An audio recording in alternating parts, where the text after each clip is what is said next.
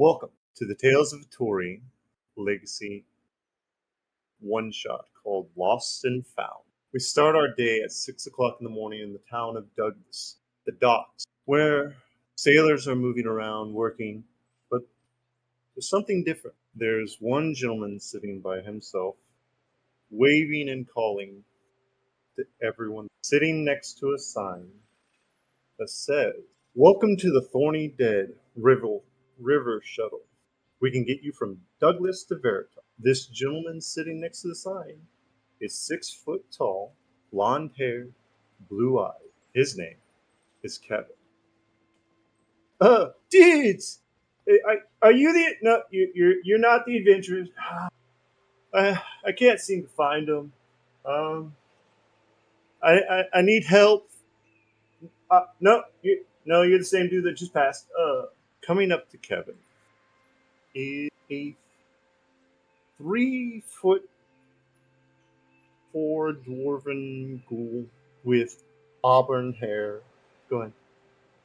She looks at him and says, "Kevin, if your group doesn't show up in 5 hours, I'm going to have to start actually getting work. I know you paid for the time, but just to let you know."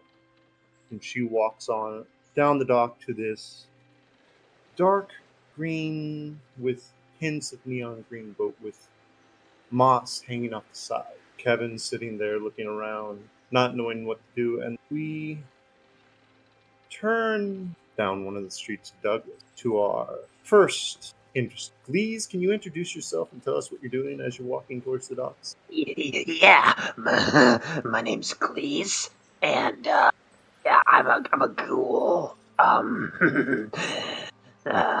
I'm a warlock.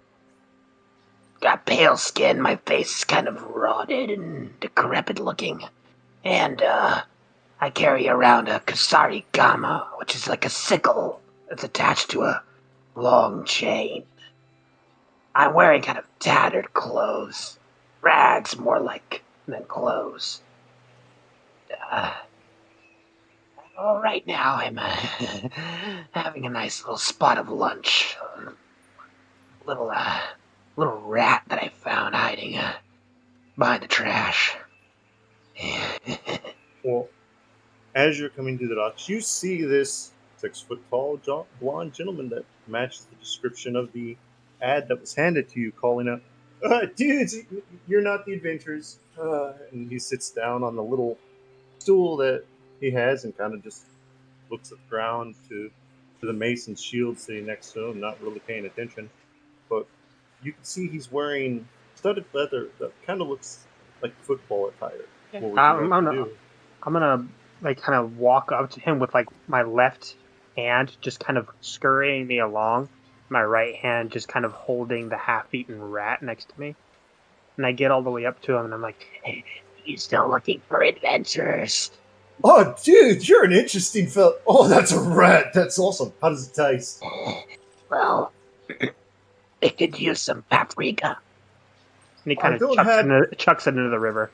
I don't have paprika, but I have this. And you see, Kevin pulls out this interesting looking herb and he starts chewing on it. He has another one that's like, "Would you like to try?" Yeah, sure. He hands it to you, and it's a weird 5 herb. He's like, "Yeah, my dad told me this heals everything." Sweet. I swallow the whole thing. Right at this time, the second of the most intrepid adventurers, I cannot say the name correctly, Cutthroat. Can you introduce yourself and tell us what you're doing? Coming to the Quattro. I am a grung. I am red. It gives me great pleasure to be a cleric. But a long time ago, in the verdant expanse, a group of adventurers trampled upon my village and killed everyone but me. I am 2 foot tall and very bright lipstick red, and I'm just kind of enjoying a new city as I search the land for the adventurers that killed my entire village. And I found this man, and the advertisement says look for tall man with blonde hair, blue eyes. So I got them in my point at the flyer. Oh, you're another adventure. Great. We've got one. We've got two. We just need a couple more, and we might get on our way. You hear that, Captain Rose? And you hear from the ship, I gotcha. They're coming. And you can tell she is not entirely whatsoever. Raven. Coming along a different street, we'll go to first. While first is explaining themselves, what would and Fro. I am going to sit on a barrel. I'm just wondering if I can eat these legs if they're still attached. Probably not, dude. Are First, you you there? French? Okay, yes, I am. I thought they were doing the thing, but wandering up with his note about 3 foot, walking on 2 legs despite being a cat, with some sandy red fur and a fitted breastplate, and holding a hilt that just looks like he could use it with 2 hands, and a big old bandage right over one of his eyes. Hey, you big tall guy, you this guy? Oh, dude, you're a talking cat. I like that. And yeah, I'm the dude in the advertising. Thanks for noticing. I've got 3 adventures. Hopefully, we have some more. Easy paycheck. Well, I will tell you this. My dad's made sure that I had the money for y'all to be paid. So once the other ones get here, how many ever, I'll tell you what we need to do. And Grody. Yeah, so Grody, you hear coming from the water of the docks, this massive 7'4", like 275-pound knoll, soaking wet, holding the half-eaten rat that Glees threw away, having chased after it and jumped in the water to get it. He is wearing this open, dirty, crimson red fur vest and these quilted, multicolored trousers. He's got a necklace made of various fingers of various species. One of his eyes is milky white. The other is this sort of unnatural, glowing yellow. He's got this putrid brown fur and what I can only describe as piss yellow spots. And there is a giant bloody butcher's knife embedded in his skull from when, coincidentally, his entire family was murdered by a group of adventurers. And he runs up. He fully has no idea of any sort of adventure going on. Runs up to Glees and goes, "You dropped your rat. It's for you." Oh, It's all right. That one had a little bit too much gamey flavor. Can I have it? Yeah, go for it. All right, and I just start fucking eating this shit as fast as I can. Just hi,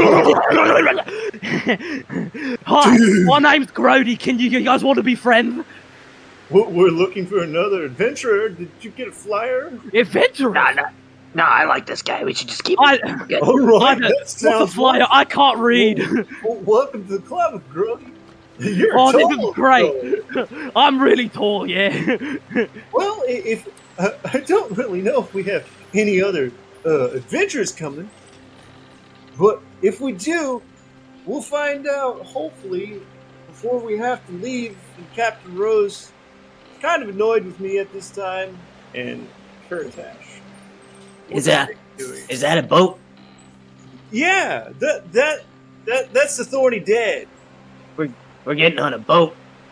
Yeah, we're going down the river to where we're getting dropped off. Okay.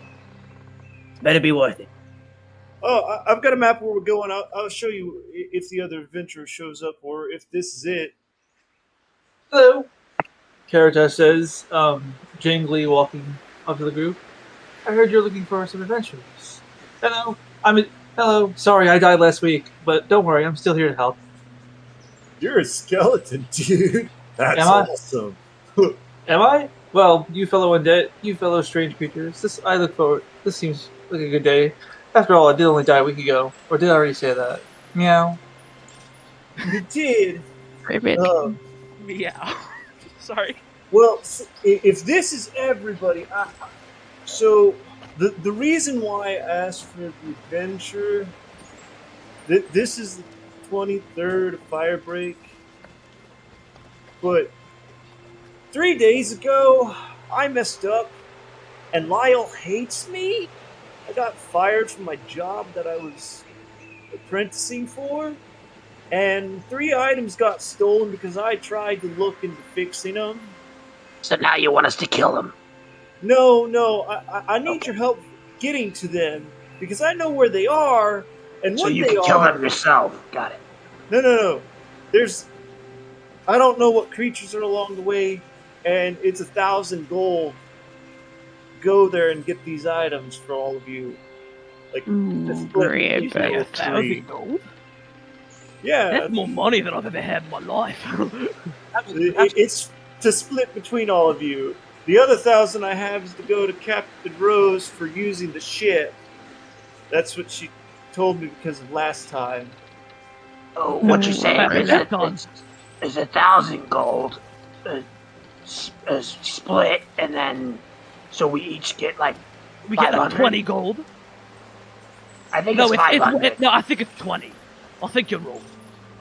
I'm really good at smart things.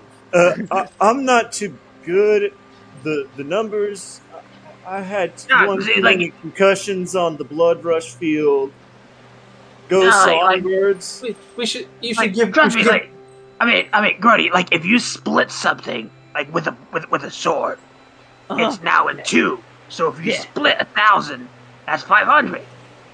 No, but like, it's 20 because I just know. Why should we even Right. spend it? Why should we I even can't- spend it now? I can't really We should give it to argue with charity. that, We should Grody. give all the money to charity to help out the cats. Before we start dispersing money, I'll tell you the items that we're looking for. And mind you, it's Lyle's, so some of these are weird.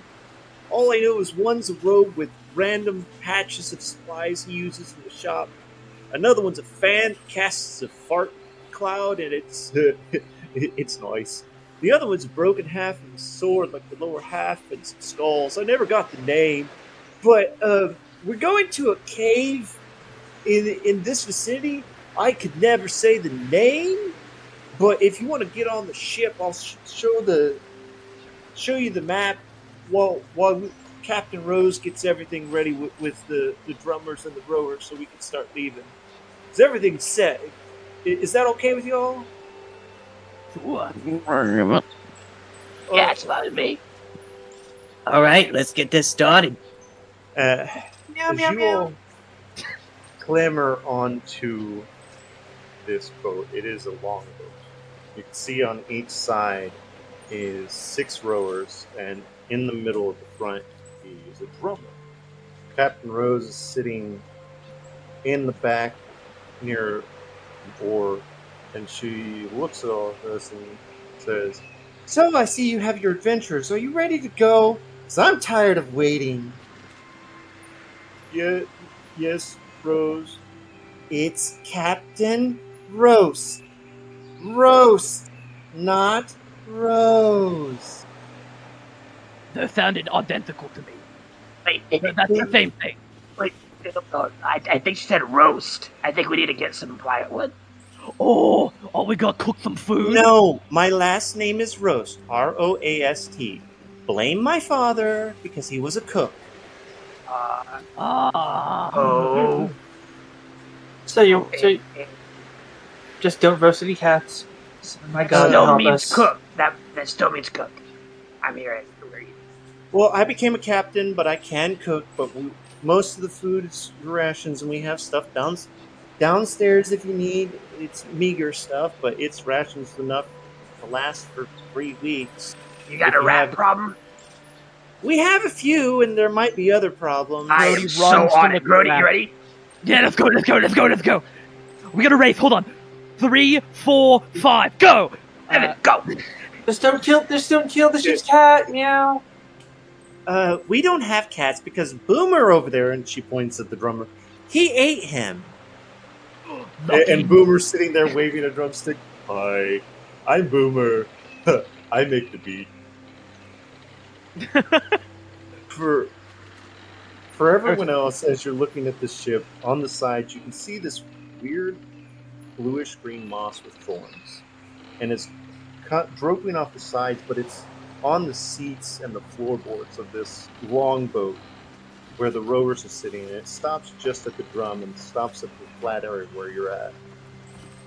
So as Kyle's looking around, seeing if we go downstairs, like, if you want, we can go downstairs. It's just a hold, not much is there. But here's the map, and I will drop that here. Feels for like that. Hell yeah. Maps. He holds the map up to you, and you can see a very crudely drawn arrow. This is where we're going, but I can never say the name. It's Umavas, I think Lyle said. But that's where the thieves went to. I know that, like, if we stop right here where... And you can tell this is a map that he's cut out off of. And at the tip there, just where you see the K, is where he's pointing. Right here's where Captain Rose is going to drop us off, and we're going to walk the rest of the way. So it's going to get cold. It's fine, I got fur. The ship is... I don't feel. At this time, you realize that the ship is lurching forward as the rowers are going. And just simple drum beat. But you can see Boomer is dancing in his spot, just going at it, like hips swaying, everything moving, but his hands staying at the regular just beat of boom. And if you look, you can see Captain Rose shaking her head with the widest smile. Could I insight this? Sure, go ahead. May I also do an insight check? That's a Sure. 9. Meow, meow, meow, meow, meow, too. I would Anyone that be wants on to deck. scan. Pretty much. I'm just 22, So who are you inciting, Boomer or Captain? Captain. I'll inside Boomer. The captain's been with Boomer for a while, and you could tell this is normal. For Boomer, with the way he's moving, you could tell in life he was probably a bard, and is holding himself back from not going completely crazy, because he's probably got in trouble for it a time or two. I am going to turn to everyone here and just kind of I wave my hands and then do like a thumbs up. I give a thumbs up back, but I hold it for a bit too long. I'm like, what does this mean? I pull a thumb out of my pocket. Can I have that? I give you a squinty look, but a nod. Yeah, Karatash detaches the thumb from their left hand and holds it up, and then reattaches it. Brody, you can't have this one. Dudes, I don't collect thumbs. I just collect scars and head injuries. You can notice now the ship is starting to go faster with the current, and there's plains to the left and mountains to the right. There's no animals other than the birds in the sky. Can one of you do a perception, or all of you? Yeah, I would like to do that. Okay. Let's do that. We'll do I one. got That's it. an 11. Ooh, 12. That's an 11 for me. 16 for me. 18. Okay, so we just ignore it. Kevin got a 16 because his -2 for So who got the highest? That would be Karitesh. 18, Correct. yeah.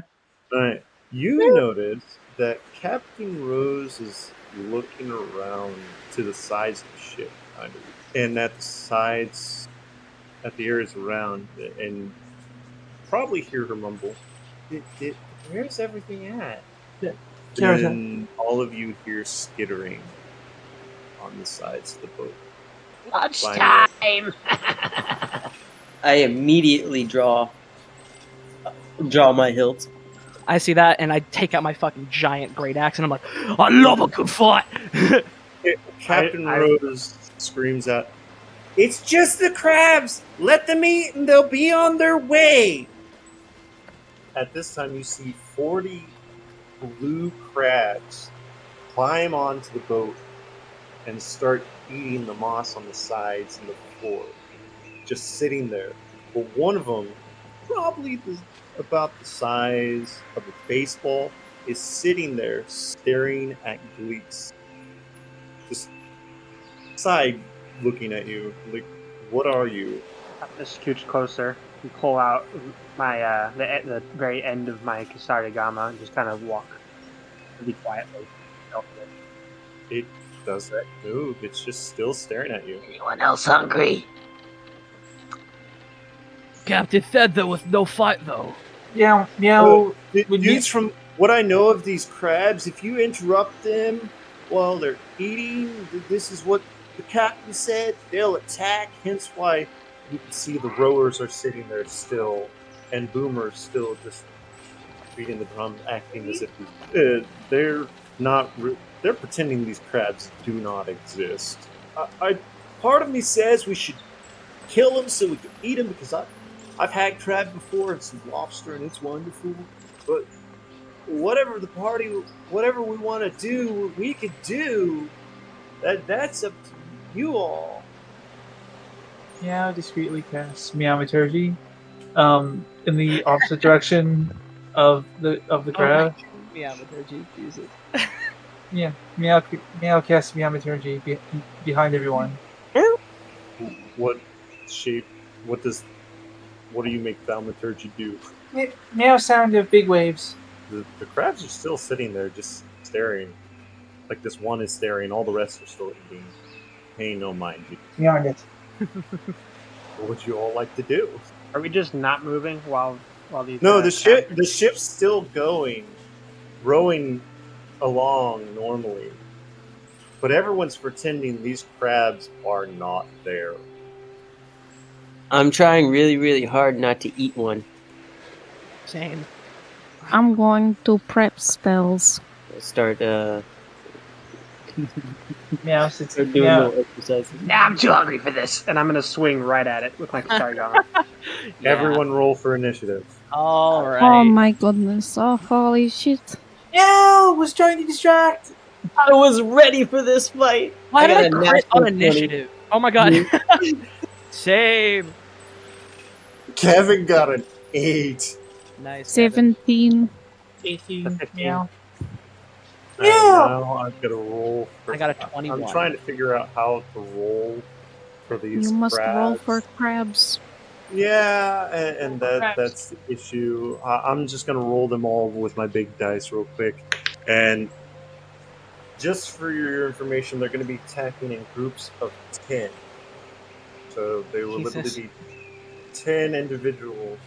So the first 10 turn and look at you along with this. Well, the first 9 and this one that's looking at you all turn around.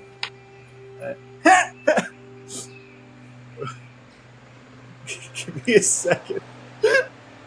These poor crabs. What's happening? Yeah, They all got, like, the first 10 got 3 wounds. You broke a So, for right now, there's 10 staring at you. And they're starting to come towards you. Because please swing at one. By the way, did you swing the... Right at the one that damage? was not moving. Yeah, can you swing to see if you hit and do damage? Surprise That'll round. be a 8 to hit. But do I get advantage because he was not moving? Yes, you do. Okay. So that'll be a 13 to hit. You hit it. So when you hit it, you kind of hit it just under one of the eye stalks, and it's the left side. And your blade doesn't go that deep, but you can tell now they're all ticked. And these 10 just kind of swarm around you individually. There's 5 of them. They kind of spread apart, 5 sitting behind TK. So there's 2 at each of us, we'll say. All right. First of 9. What would you like to do? Well, I was prepared for this fight. I'm immediately gonna go ahead and draw my sword, and it's then gonna light up, and from the hilt a blade is gonna pop out, and it's gonna be a short sword. And I think I'm just gonna go try to do a big old slash at the closest little set to me. Okay. Ooh, that's an 18 to hit. You definitely hit it. Here. It's gonna roll a bunch. Oh no, it didn't roll the other damage. So it's actually just 2d10, right? Or 2d8, right? 2d8. Yep. If I remember correctly. It's 2d8 plus 2 plus my prof. So that's gonna be. I just went ahead and rolled initiative for all the crabs. All of them got 3. So yeah, Very you nice. can do whatever you want. 3. Oh, I rolled 2 and a 4, so it's what was it? It's 2 necrotic and 4 fire damage instead of slashing damage. That crab you hit is dead and cooked. Yeah. And a bonus action, can I immediately eat it? I just pop the whole thing in my mouth and just Roll me a d4 to see how much of this you can eat before the end of your turn. Because I want to see this. 2. You eat approximately half of it. Now it's Grody's turn. Throw the rest of it on the ground. Yeah! I like have my great axe and see that a fight is going on, and I'm gonna rage, and I'm gonna go into a rage, because I want to, and I would like to make 2 attacks on Big Boy. Well, you have 2 sitting right in front of you, and all of them you notice are about baseball size. So. All right, then I'm gonna just kill them with my great axe. That's my plan. All right. See if you hit them. All right, that is a 17 to hit.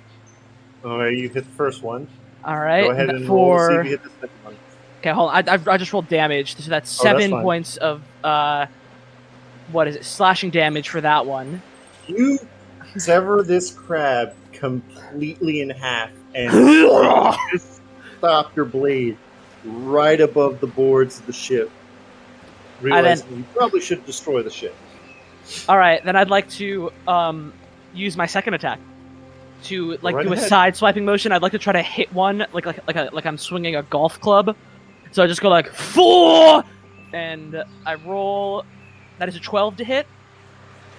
You hit it. Yeah, and then I do. Yeah, fucking 14 slashing damage. It did. Yeah, had a feeling. And then I would like to run up to the big boy and just start fucking. I'd like to moon the big crab, just like taunting it as my object interaction. Like, fucking come for me, bro! Tell that this thing is confused. Yeah, I just like tease it a little bit. Like, this is what my family taught me before they got murdered. We move on to character. What would you like to do? No. Oh no. I don't see... Meow thinks for one moment. Meow ponders how badly it would end setting the ship on fire. Meow figures what the heck. Meow casts cat cuddles on one group of the crabs. Okay. I guess wait.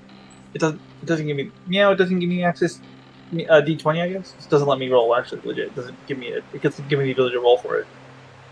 Right. Just a D20, I guess. Yeah. I just realized that the Grung's initiative is not showing up. Wait, so would that be You're no 20 plus spellcasting mod? 20 plus proficiency, right? yeah. I rolled a 17. Okay, then you should have been before Karatash, but Yeah. we'll do you next. Meow got a 10. Does Meow hit? It goes just over the top of one of the crabs, and you can see claw marks have kind of gone across the shell. Yarned it. And you can only do one attack, correct? Yeah, I believe so, yes. Okay. We'll go to Road Throat. Quattro. Throat. I feel bad for saying murdering that name. Frog. I'm gonna. Let's see. I'm gonna cast. Where is it? I'm gonna have. Who has the lowest AC? All of them. Just for your information. Okay. Are you talking about the crabs or the people? People. The lowest AC is either Grody, Karatash, or Glee. What? I mean, Because according to my information, they all have. they all have 14. Oh, so it doesn't really matter who I give it to. Okay. I'm gonna cast Shield of Faith on. Let's do we'll do Glees. I'll give it to Glees. That's a bonus action. Wahoo. So that's the bonus action. And then has anyone damaged? Been No, damaged? not yet. Okay. I'm gonna ready an action so that the first person who gets damaged, I'm going to cast Cure Wounds. So I'll ready my action. And then that is my turn. Hey, thanks, Froggy. Now we'll go on Lee's. Okay, so Glees is going to flick out his Kasarigama, and I go,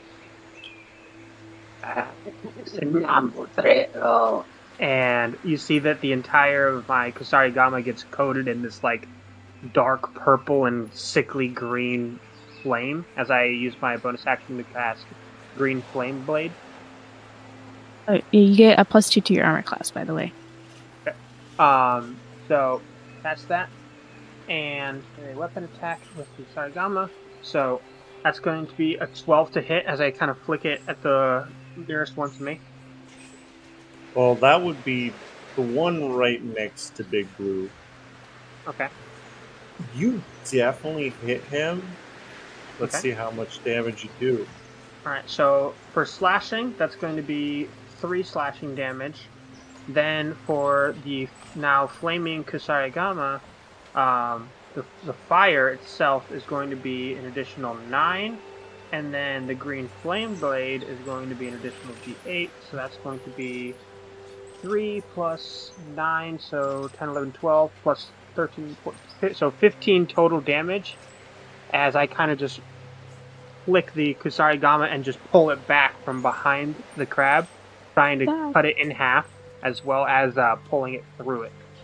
Not only That's enough slices to cut it in half, you cook this crab all the way through. Oh, delicious. And now you just have this smoking cooked crab sitting next to Big Blue, and you can tell Big Blue's eyes have not left you, and he's doesn't seem to care that his fellow crabs are dying. And then I am going to, with that, I'm going to maneuver myself to where I am scooped back, so I have the majority of the crabs that I can see in my field of vision, and that's going to be the end of my turn. There, let's see, with Big Blue. So there's 3 crabs right in front of you, but there's all the rest are starting to turn around, gathering behind Big Blue, and they're just starting to skither and wait to see what happens. Next is Kevin. Let's see what Kevin can do. So Kevin is going to try to hit one with his mace, but before he swings, you hear him, "For the team!" And he rages. Yeah. Go back. And he takes his mace and swings it at one of the crabs in front of him. He hits. Good And job! he smashes it. He smashes the crab and goes, "Yeah, just like the rush field, causing everything to be bloody." The crab in front of him, I have no idea how we're going to roll for the crabs. Honestly, don't. Oh, here we go. Is going to try to make a claw attack at Kevin.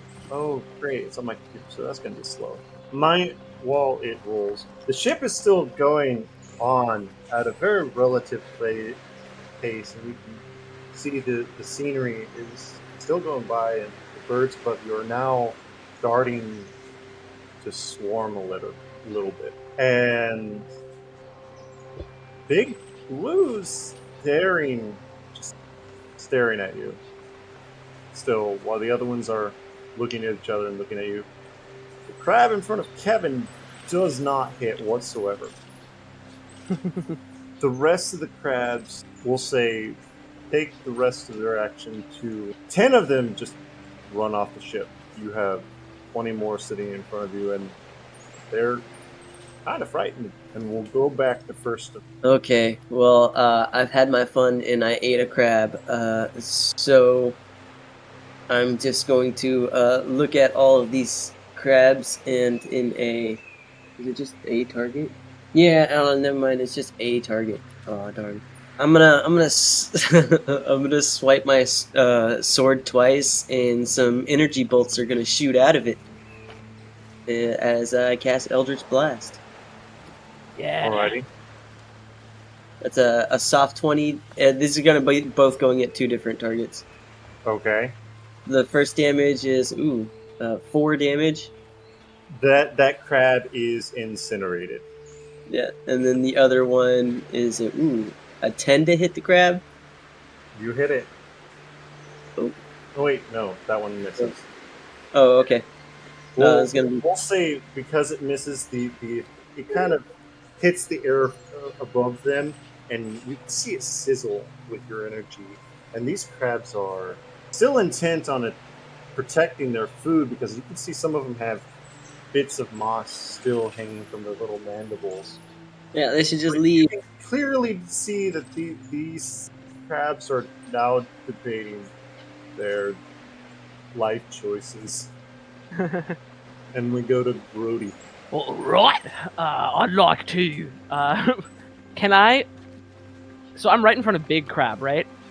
You are currently standing next to Big Blue and the group of crabs, and they're all kind of staring at you, but Big Blue's eyes have not left, because you can tell he is entranced with the weapon that you... Okay, what I want to do is I want to...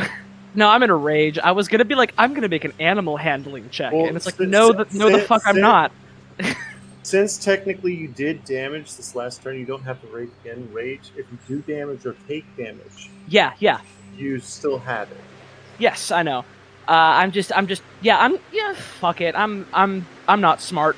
I'm going to make 2 attacks on this big crab because I'm hungry. I have just mooned it, and now I want to eat it. So I'm going to attack Big Crab. Well, hold on. Do you still have your... Are you wearing pants? I pull my pants back up. Okay, I was going to say. Yeah. Because if you didn't pull up your pants, I was going to say that would be at disadvantage. No. As your bonus action... What makes you think I haven't done this before, huh? What makes you think that Grody hasn't fought with his pants down before? No, I'm kidding. Yeah, I'm gonna make 2 Great Axe attacks on Big Blue and D&D Beyond. Ooh, yeah, that's a big hot 9. For the first one. Missed him, and it hits right onto the deck, and you can hear Rose go, "Not my boat! I Sorry! will throw you overboard!" Sorry, it will happen again! And then I'd like to do my second attack. Yeah, I can fix the boat with the end. To 17. That definitely hits Big Blue. All right.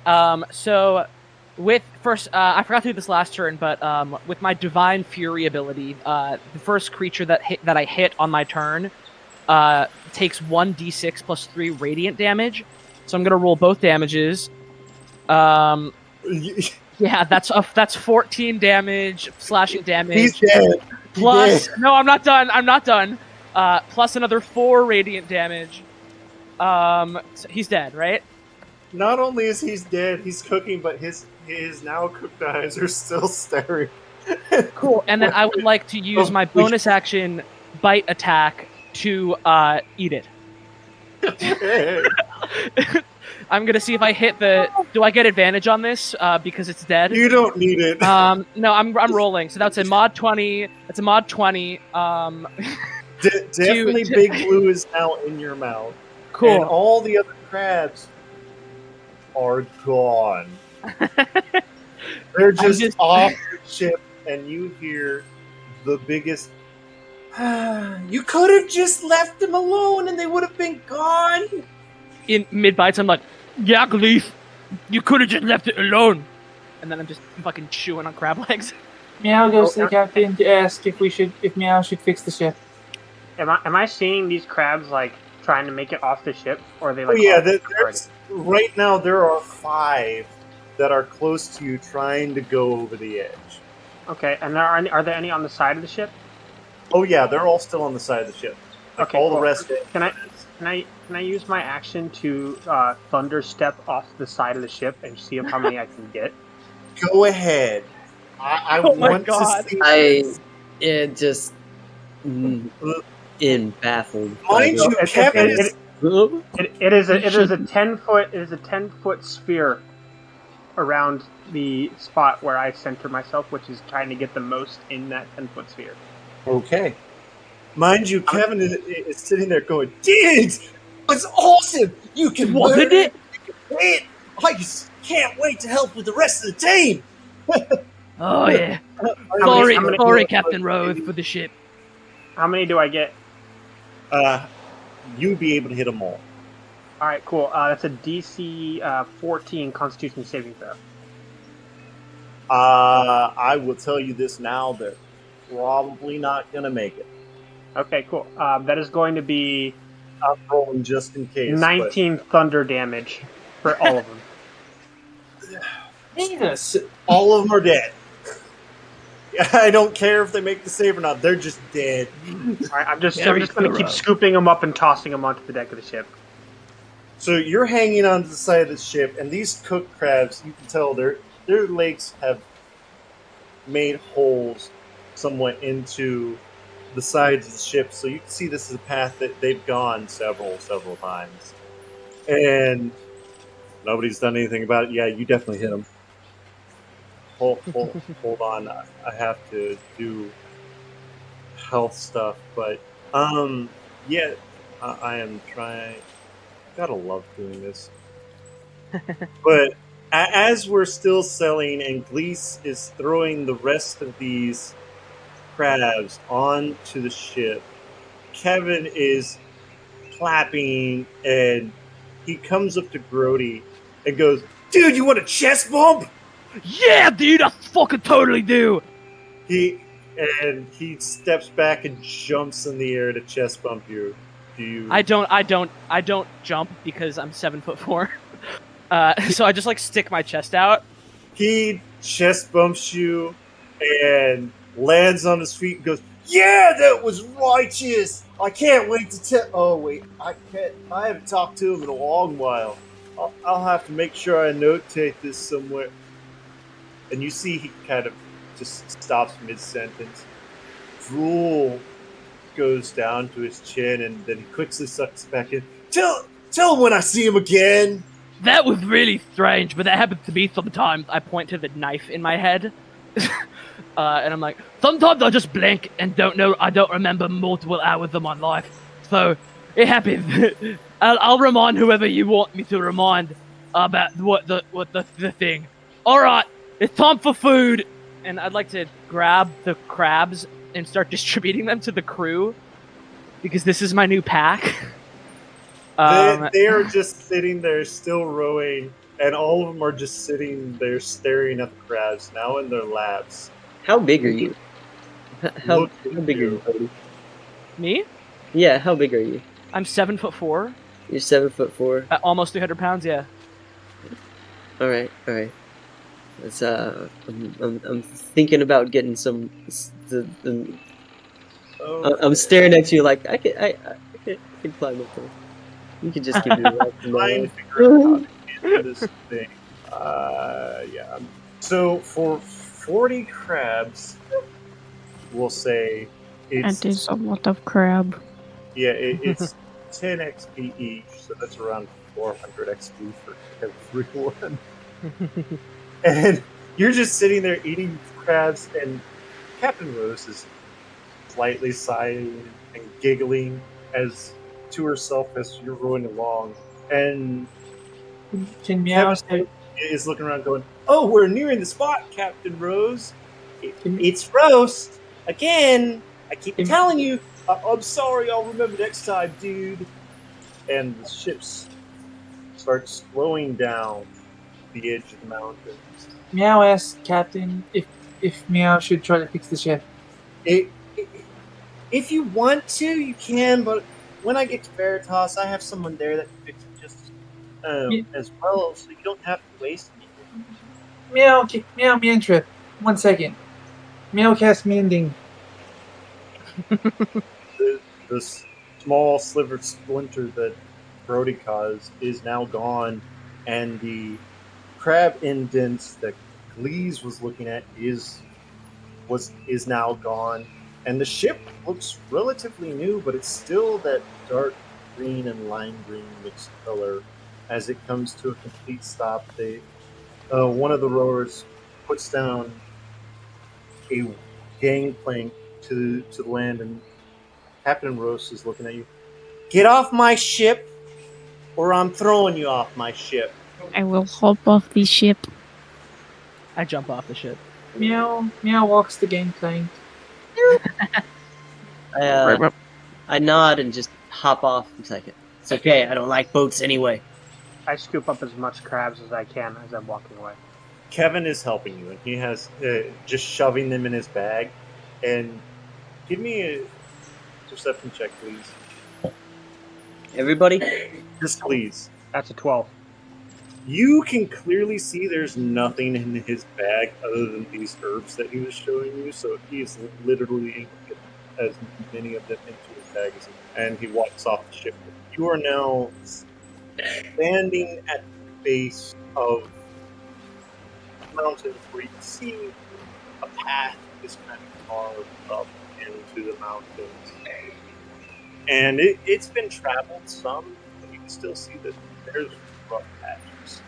So you might have to watch your step. And Kevin goes, "Oh, I don't know this area, but I've heard rumors of what lives here, and it's a really big insect. I don't know the name, Cool. but it lives near the snowy tops up there, and you can see it probably 100 yards away from you is where the snow starts to form at these mountains." I really wish we weren't going to the mountains, but okay. Unfortunately, there's two paths for this. To go to this cave is up this path here, or through around pretty much. And going around will probably take another month. Going over will take us less than a couple more days, maybe. Yep. Mm-hmm. And One climbing again. okay, well, the path is smooth, but it just kind of goes up at a slight angle. That's So covered. it's easy to walk, but it's just there's mountains.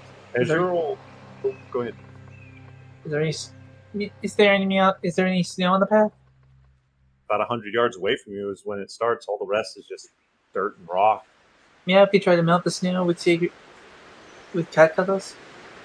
As you get closer, go ahead. You can melt something. My Kusari Gama can probably just melt it as we walk along.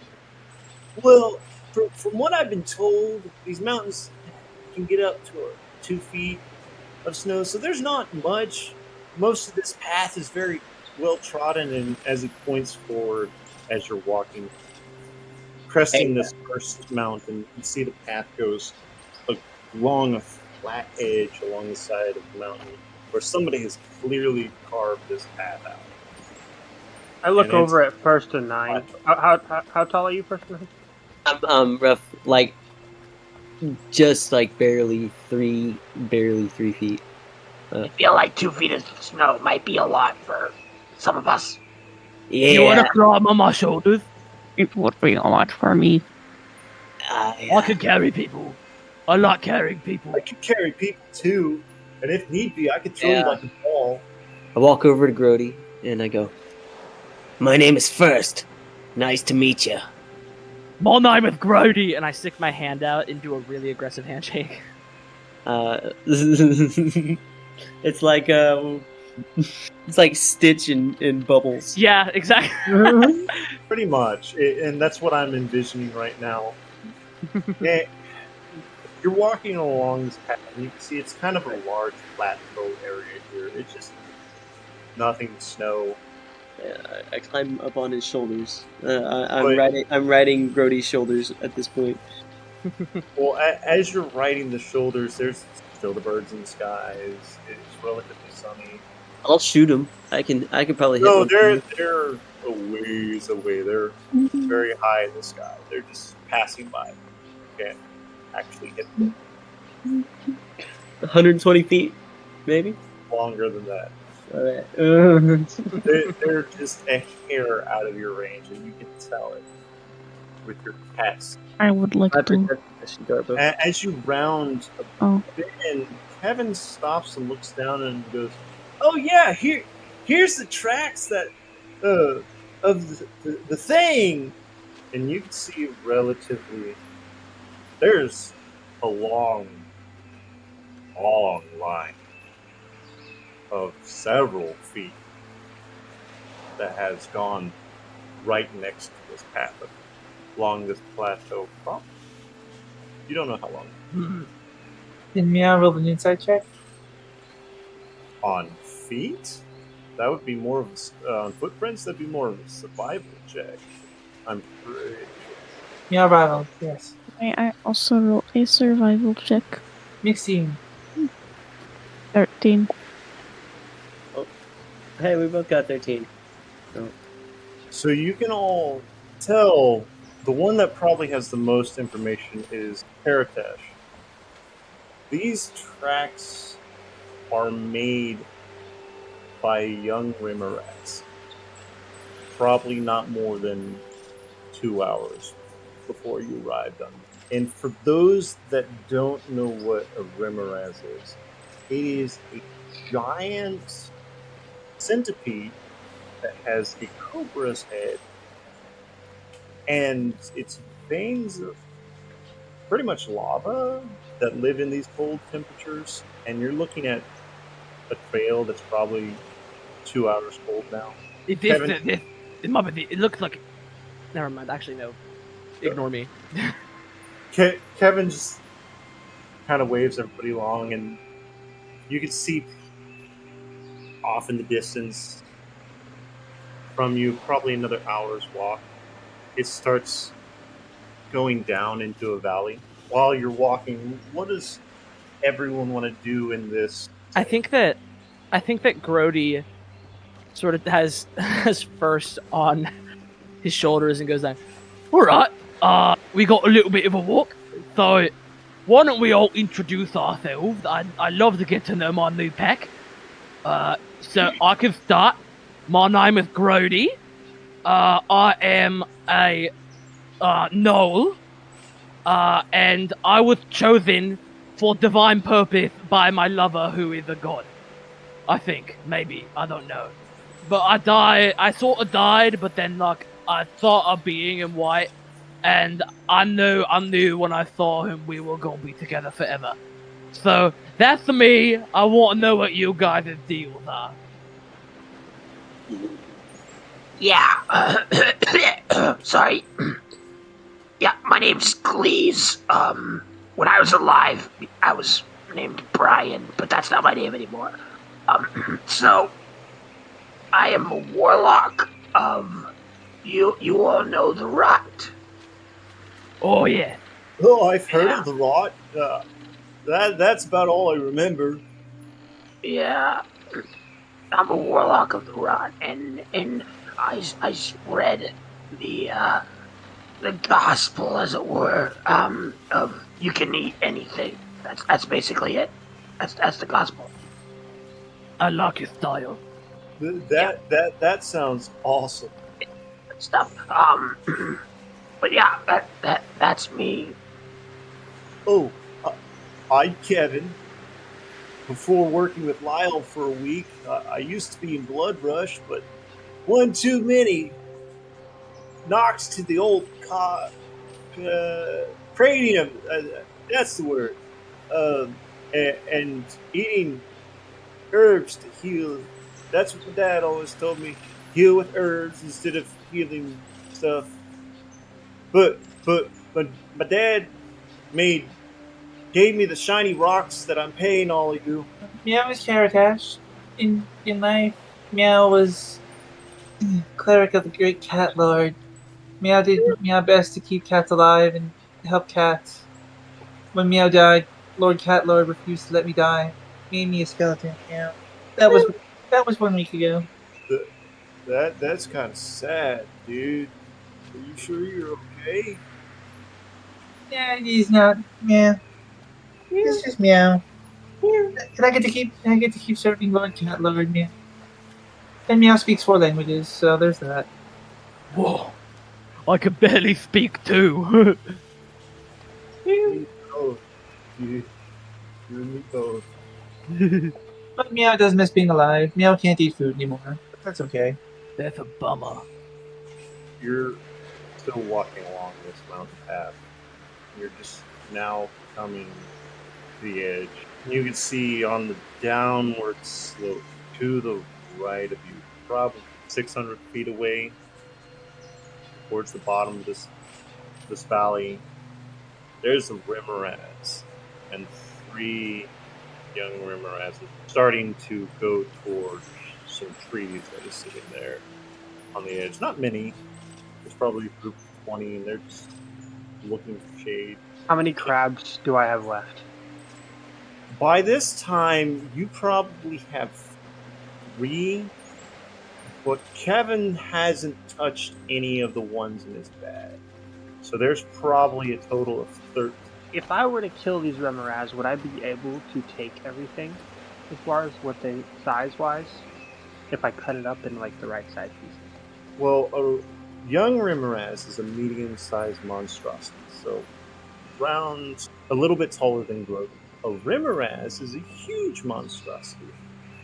So you would be able to get, if you did well enough in the rolls, you probably would be able to fill Kevin's backpack, and probably Kevin is just sitting there, like, as you start going down, look, he sees them and goes, "Oh, look, those are the creatures. I hear they're somewhat dangerous. I don't know You much thinking about what it." I'm thinking, Grody? Maybe.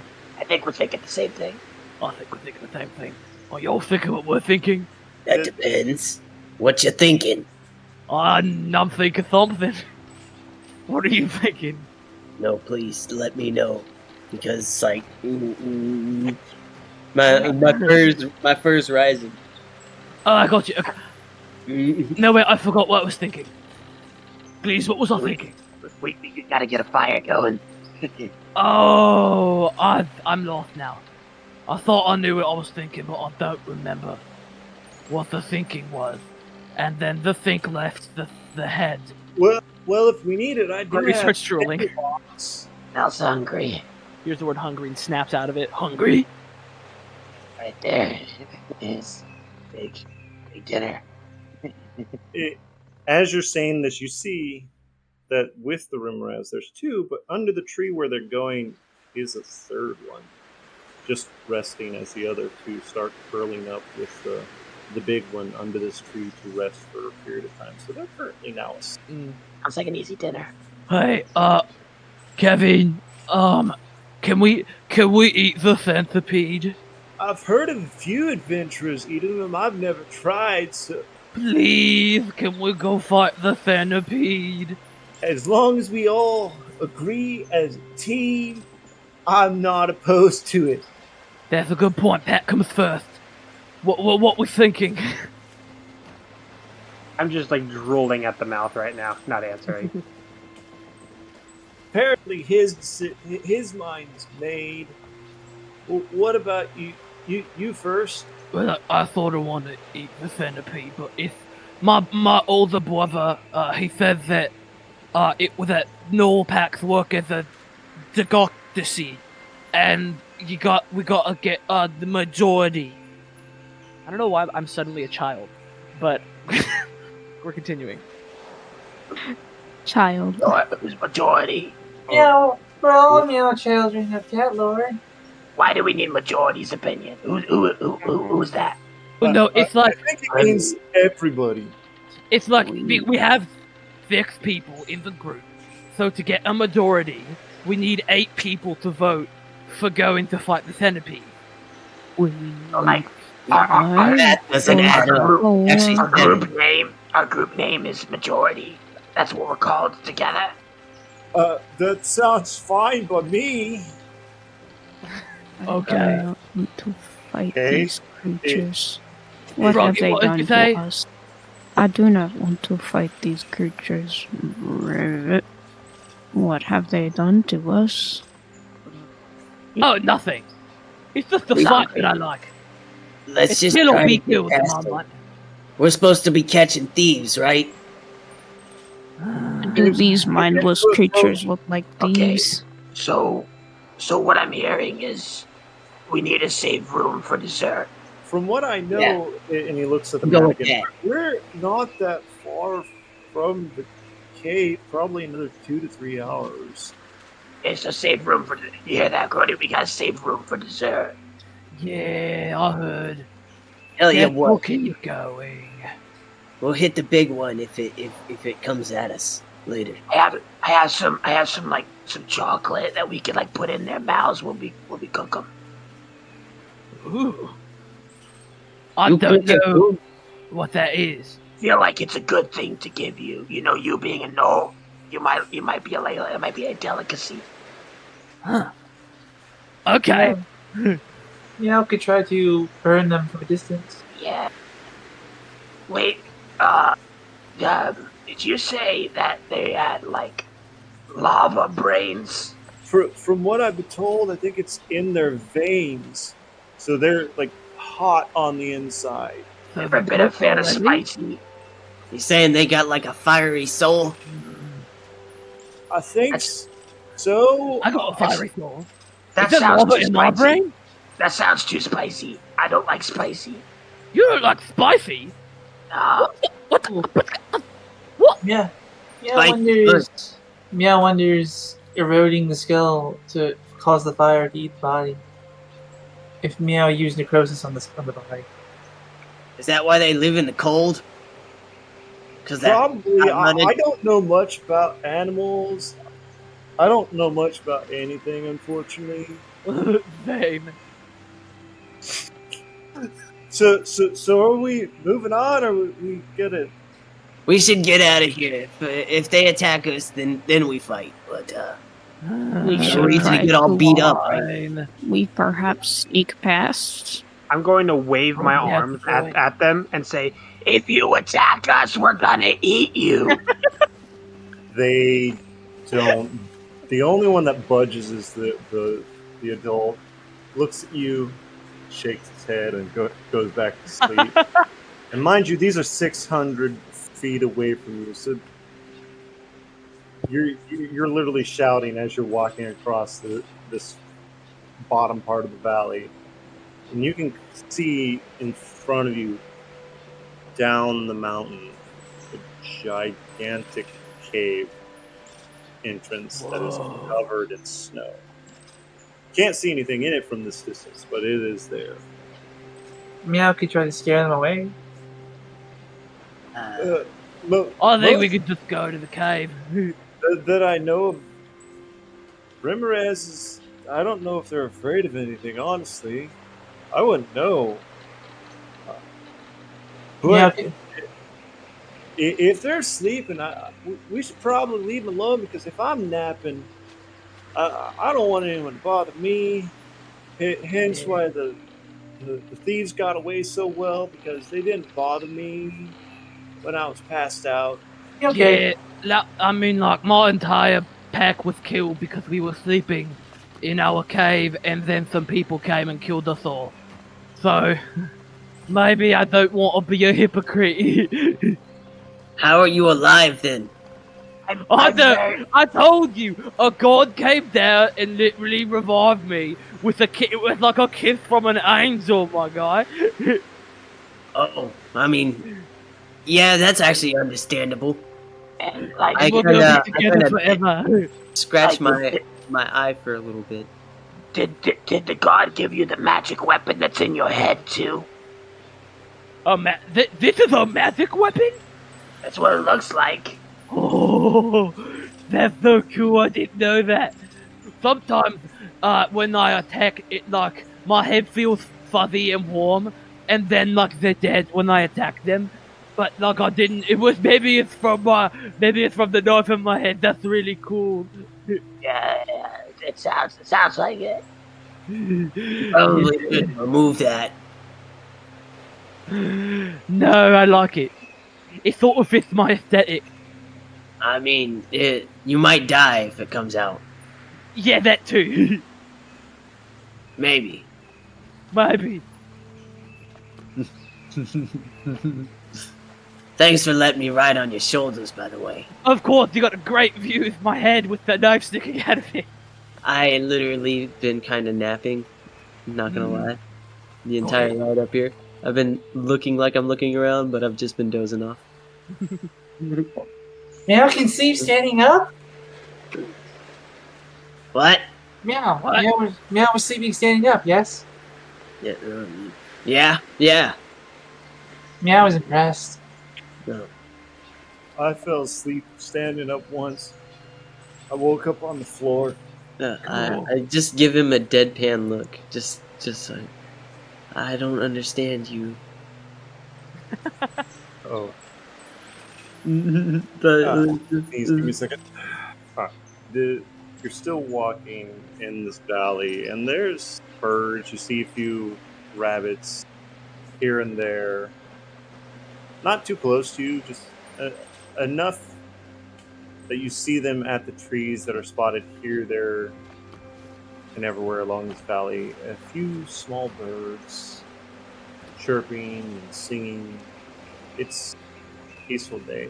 Then you feel the wind slowly pick up, coming down from the top of the mountain, hitting you all, sending cold wind down the napes of your neck as clouds start to slowly come in across the sound of snow crushing and being crunched under your feet. Nothing's happening, it's just the wind's hitting you a little bit loosely, giving you all those that can feel it, cold chill. Kevin is now rubbing his hands together, trying, blowing into him. I gotta keep warm. Gotta keep throwing hands warm with the fighting hands, so I can use my mace, my shield. I'm gonna light up my Kusarigama with the fire, like the weird, like purplish green fire, and kind of walk over next to Kevin. Oh, Kevin, you can warm your hands around this. thank you, dude. Yeah. You know we still have some of the crabs left, and by this time there's about 5 left. You've eaten through the majority of them, other than what rations you have in your pack if you have rations.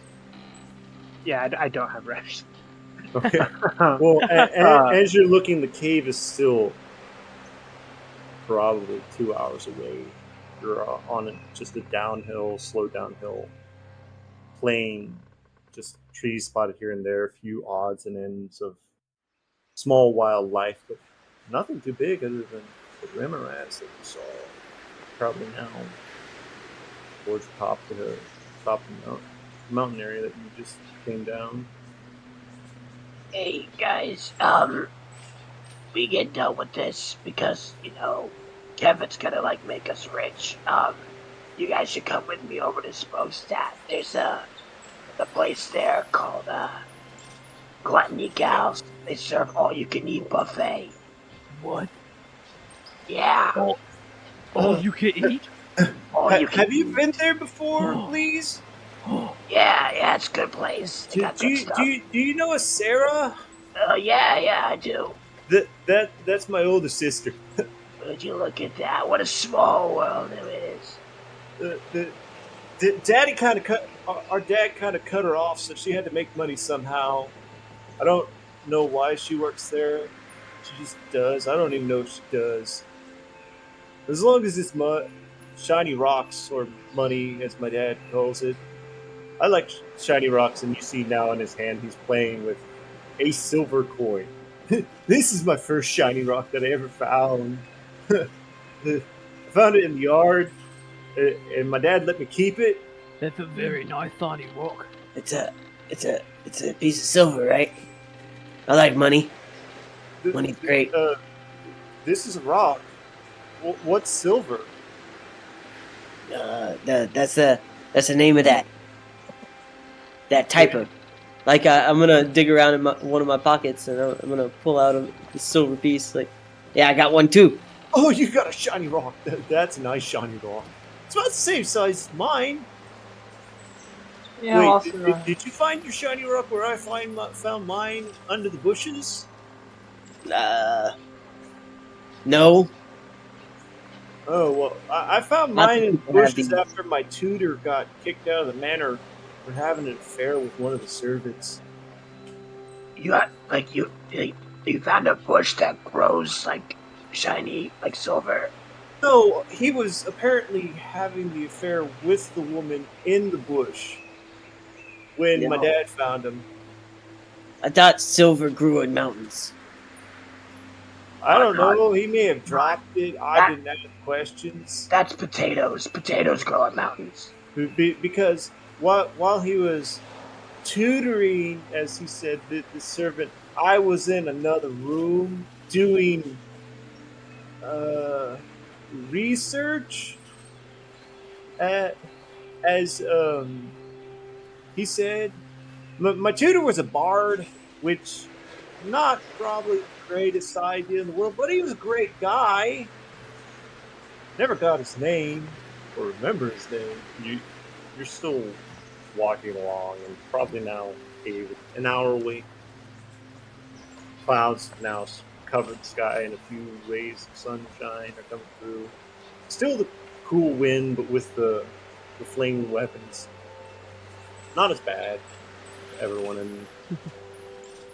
Portro would like to hop up onto the top of Brody and just huddle on the top of his head around the knife and fall asleep.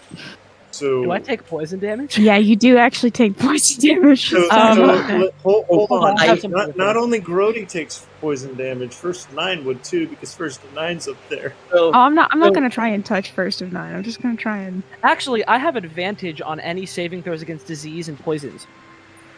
Yeah, if you make a Constitution saving throw. Both of you, can you I please forgot go about for a this. Constitution saving throw? as soon as you start coming up, I do the cat thing where I furl my back up really, really big, and then I scooch all the way over to his left shoulder, and get as far away from you as mind any of possible. this. He's fine. I got a 23 on my Constitution saving throw. Oh yeah, My- you for sure make that. you make that by double. So I you're think fine. that when you hop up on his head, the knife in his head glows a little bit and sort of protects him from the kind of poison on your skin and creates a little barrier. Kevin is slightly giggling at the sight of this. She That's a nice use of room. she falls asleep. Grody got a bunch of claws in his back all of a She sudden.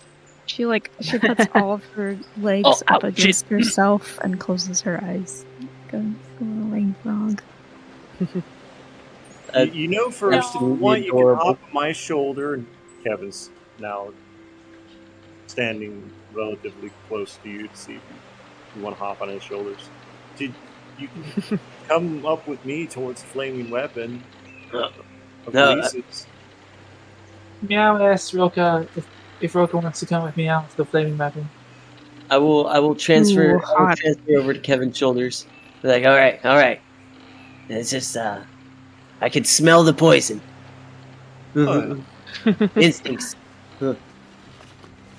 Hey, so are we gonna try to get some rest before we go in? I only need about 4 hours.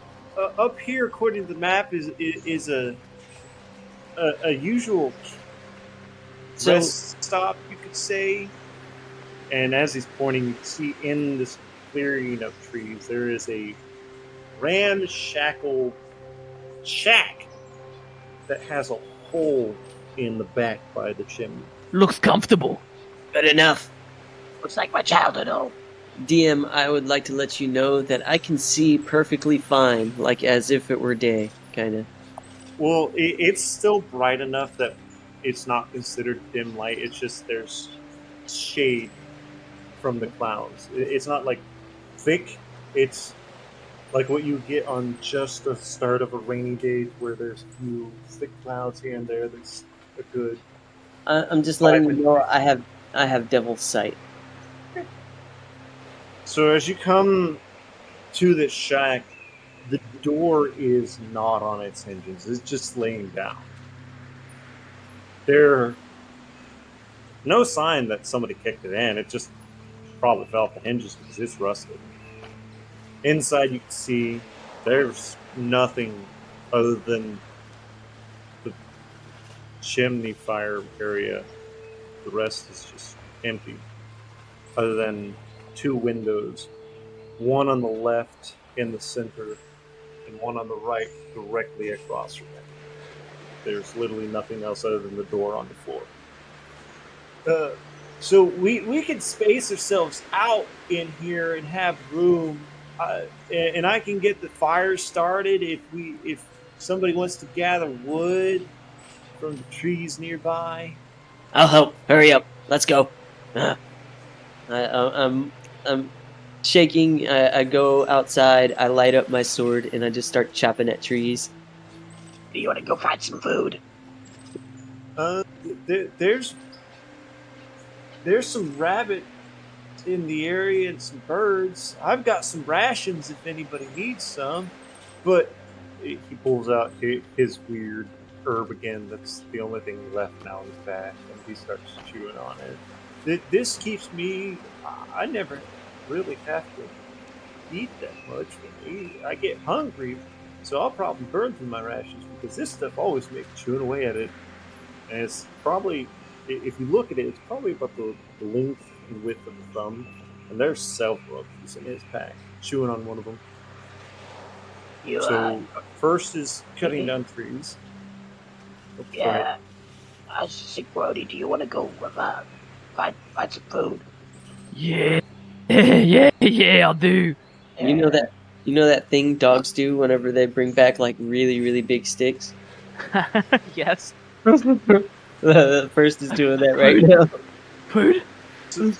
So first is dragging in a tree that's what he thinks is a tree about the size of his chest and the length of 2 of him.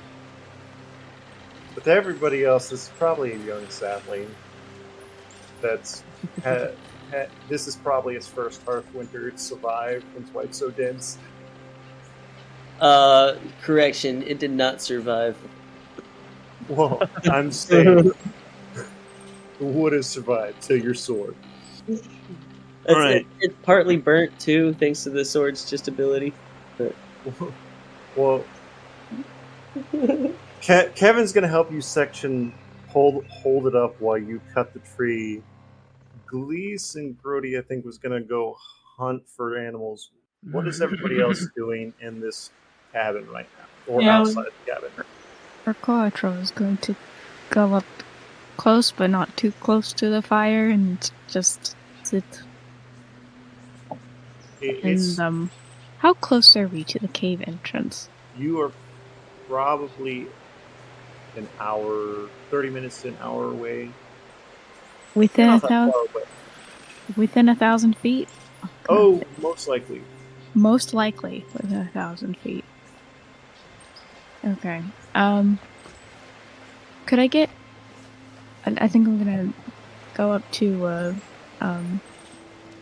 Kevin and kind of get his attention, waving. Could you describe the lost item? There's three of them. One's a robe with patches on it, and the patches are items that when you take them off, they become things. And Lyle says it's supplies that he keeps in the patches. And I don't know what they are, but most of his supplies are randomness. Then a weird fan with a tree and a breeze that casts a sleeping cloud. And then lower half of the broken sword with skulls on the hilt. That's about all I know. I don't know the names. I wasn't paying attention. Oh, that is fine. I'm going to cast Locate Object. I haven't seen this object, so what I'm going to look for is, like, magical clothing, like what the robe is. You feel it ping just at the edge of your 1,000 feet towards the back of this cave. And it's like a very faint thing. Like there's Okay. something in the way. Also,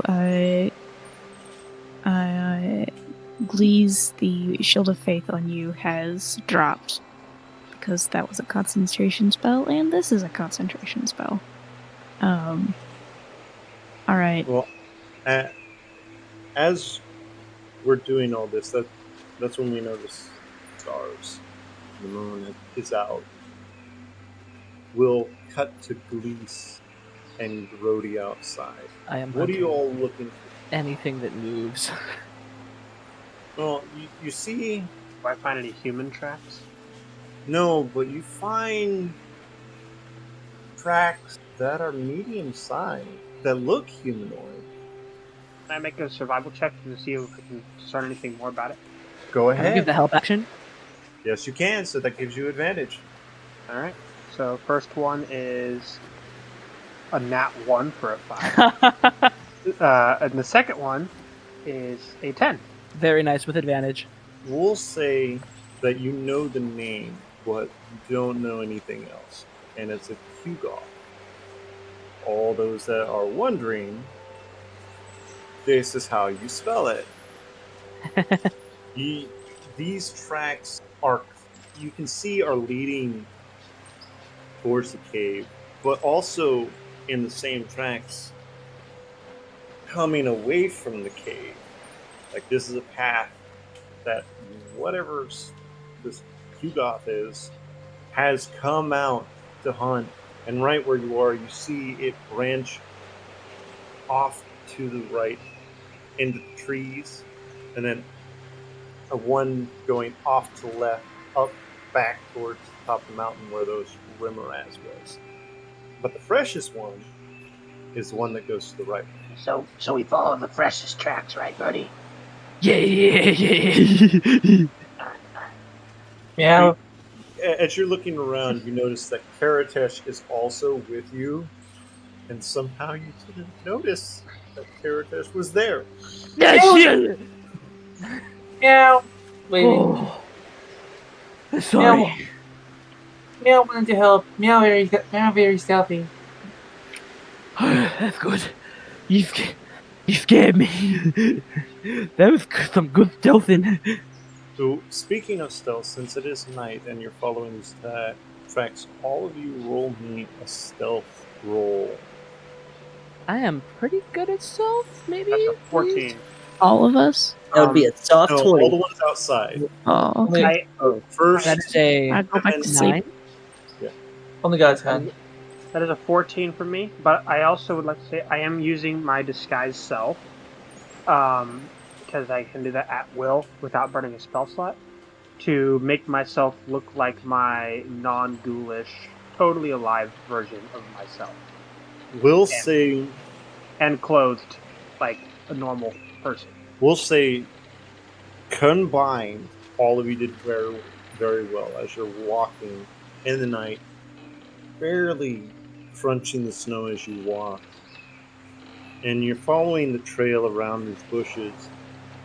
And as you come around the curve, there is this giant, well, not really giant, medium sized humanoid furry creature that is feasting now on a dead deer, and right next to it is another one that you can see it's drawn them together. How far away are they from where I'm at? They are probably, actually not probably, they are 60 feet away from And meow. I'm going to use my action to thunder step right between them. Oh shit. And you. meow will. It's literally just this one Kugog and two dead Oh, cards. So, oh, 2 dead carcasses. Okay, yeah, I'm gonna use Yeah. my thunder step to step right in front of it, like literally eye to eye. Right. with this thing. roll the hit. So it's a Constitution saving throw for it. Let me get that then. Sorry, what is it? What is in front of us right now? A Kugog. The Q Goth. It- Okay. One. Again. That's it. 1. Doe, a deer, a dead fucking deer. Oh yeah. Me, I'm rockabilly time. Alright, I've got to get this. Okay. We've got Kevin. Not Kevin. Meow used to sing the fire. Go ahead and roll me initiative real quick, but go ahead. I'm going to try to roll this Constitution saving. Constitution saving throw. Oh yeah, it literally looks like. So I brought up like the glamour on myself to look like my humanoid self. So it looks just like me normal, but except for you don't see all the rotting, you don't see the exposed bone and stuff like that, and my punch disappears. I still have like the weird brown-haired bowl cut. I still have all the same gear, but I am like my clothes are no longer tattered. And as soon as I thunderstep, all the glamour disappears, and I'm covered in that purple and like green sickly energy. And I thunderstep in between this thing, or right in front of this thing, and it literally creates this just loud thunderous boom as I do it. For the Constitution saving throw, what do I have to roll higher than? 14. It rolled a 9. Very nice. So that is going to be. That was a bad roll. That is going to be 14 thunder damage. You have. It is now looking at you, and bits and chunks of deer are falling from its mouth as it roars at you. Just angry. Question, DM. Do we hear that loud boom? It should be heard up to 300 feet. Yeah. It's audible up to 300 feet. I just would like to know if I heard it, so I could join fight. You would probably be the only one that heard vibrations of the air. You wouldn't know what caused it, but that's about it. Like, Kevin is stoking the fire. Hey, Kevin, I'm gonna go check something out. And Okay. I start dashing. I'm just gonna be here as First and 9 runs back towards you. The ones that are here, y'all rolled initiative, correct? Yes. Yeah, Wait, no, I didn't. Hang on. I just want to make sure. Making sure. Oh, meow, Minty. Mianti. Okay. So The first thing that happens is this thing also rolled a 20 and is going to try to swipe at Glees. I love my slow computer. Like, it's fast on everything else but rolling. It rolled an 8. That will not hit. So, because of you shocking it and surprising it, it wildly swings and misses you. Just flies by where your head was, and you duck down and move to the side. The next person would be Carrot. What would you like to do? About 60 feet away, but if you've moved forward, I'll say if you've all moved forward to get into action, I'd say he's about 30 feet from you. Meow, 1 second. Meow This needs to check. creature is Meow needs to check movement speed. Oh. Meow will cast. Ooh. And Meow can see everything, yes? Well, the moon is shining. The clouds have now gone away, so it's fairly bright. So all of you can clearly see this thing. Meow points at the Meow points at the Quolgoth and casts Angry Howl. Toll the dead. Okay. Meow's target needs to make a saving throw. What kind? Wisdom. What do I need to roll higher than? It just says a wisdom saving. I'm pretty sure. Oh wait, 13. Sorry, 13. Okay. Mere teen. I love my computer. I truly do. But it needs to load dice rolls faster. It rolled 19 plus 1. Damn it.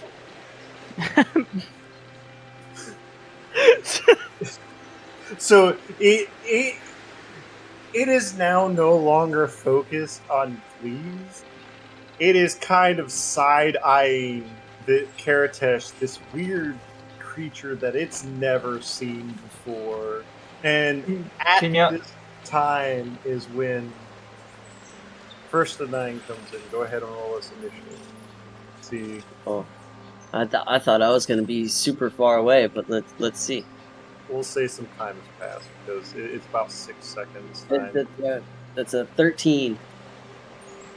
So yeah, you would definitely be next. But we'll say that you're still away, but this is your initiative when you come in.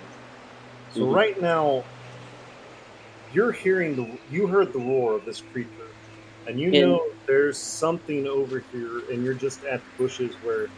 Can I perform an action? Right. Say what? Can I perform an action? Yeah. All right. I whip my sword, and I kind of like point it down, and I jump up in the air, and then I shoot off as I cast Fly, and I start actually flying over there. Alrighty. And what's your movement speed while you're flying?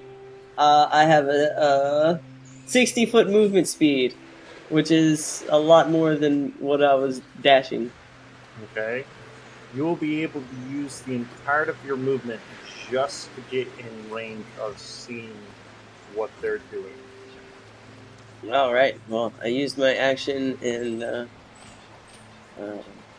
I'll save my bonus action. So, as you're flying, you're seeing this creature, this weird medium humanoid creature with chunks of blood, angry at the party that went this way, and there's 2 deer on the ground. One with a chunk missing from it, and another one that's not, that just has claw marks. So, Grody, it is now your turn. Yeah. You know, as a Kudra. I take my great axe out and I go, "Don't hurt my friends!" And I'd like to run up and just fucking wail on this thing. Go ahead. I'm going to reckless attack because I forgot that I can reckless attack. Well, actually, no. First, I go into a rage, obviously, and then I would like to reckless attack on both of my attacks. So first attack. Hold on, I have advantage on this because I'm reckless attacking. Wow! I rolled a 1 and a 2. That's a 9. Does a 9 hit, first DM? attack misses. It just shifts to the left. It is now got it's as you're looking, it's got this wide smile. Its teeth are baring. There's this. Its fur is white and matted, and it's covered in scars all over this male Kugos body, and he is livid that y'all are disturbing him. Go ahead for your second attack. Brody smiles and does his second attack. Also reckless. I am rolling so bad right now.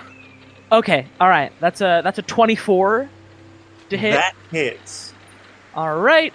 That's gonna roll that for damage and also roll this for damage. So that's gonna be 12 slashing damage and 4 radiant. So 16 damage total. So you cleave it just right behind the shoulder, and it lurches, and you can tell this thing is beaten, but it's still angry and itching for a fight that is being disturbed. I would like to use the rest of my movement to get out of its threatened area. It will take an attack of opportunity. No, it won't, because I No. have the mobile feat. Oh, And you can't take attacks of opportunity on me. Well, there you go. Then it just because you I am hit goading so it to follow hard, me, though. kind of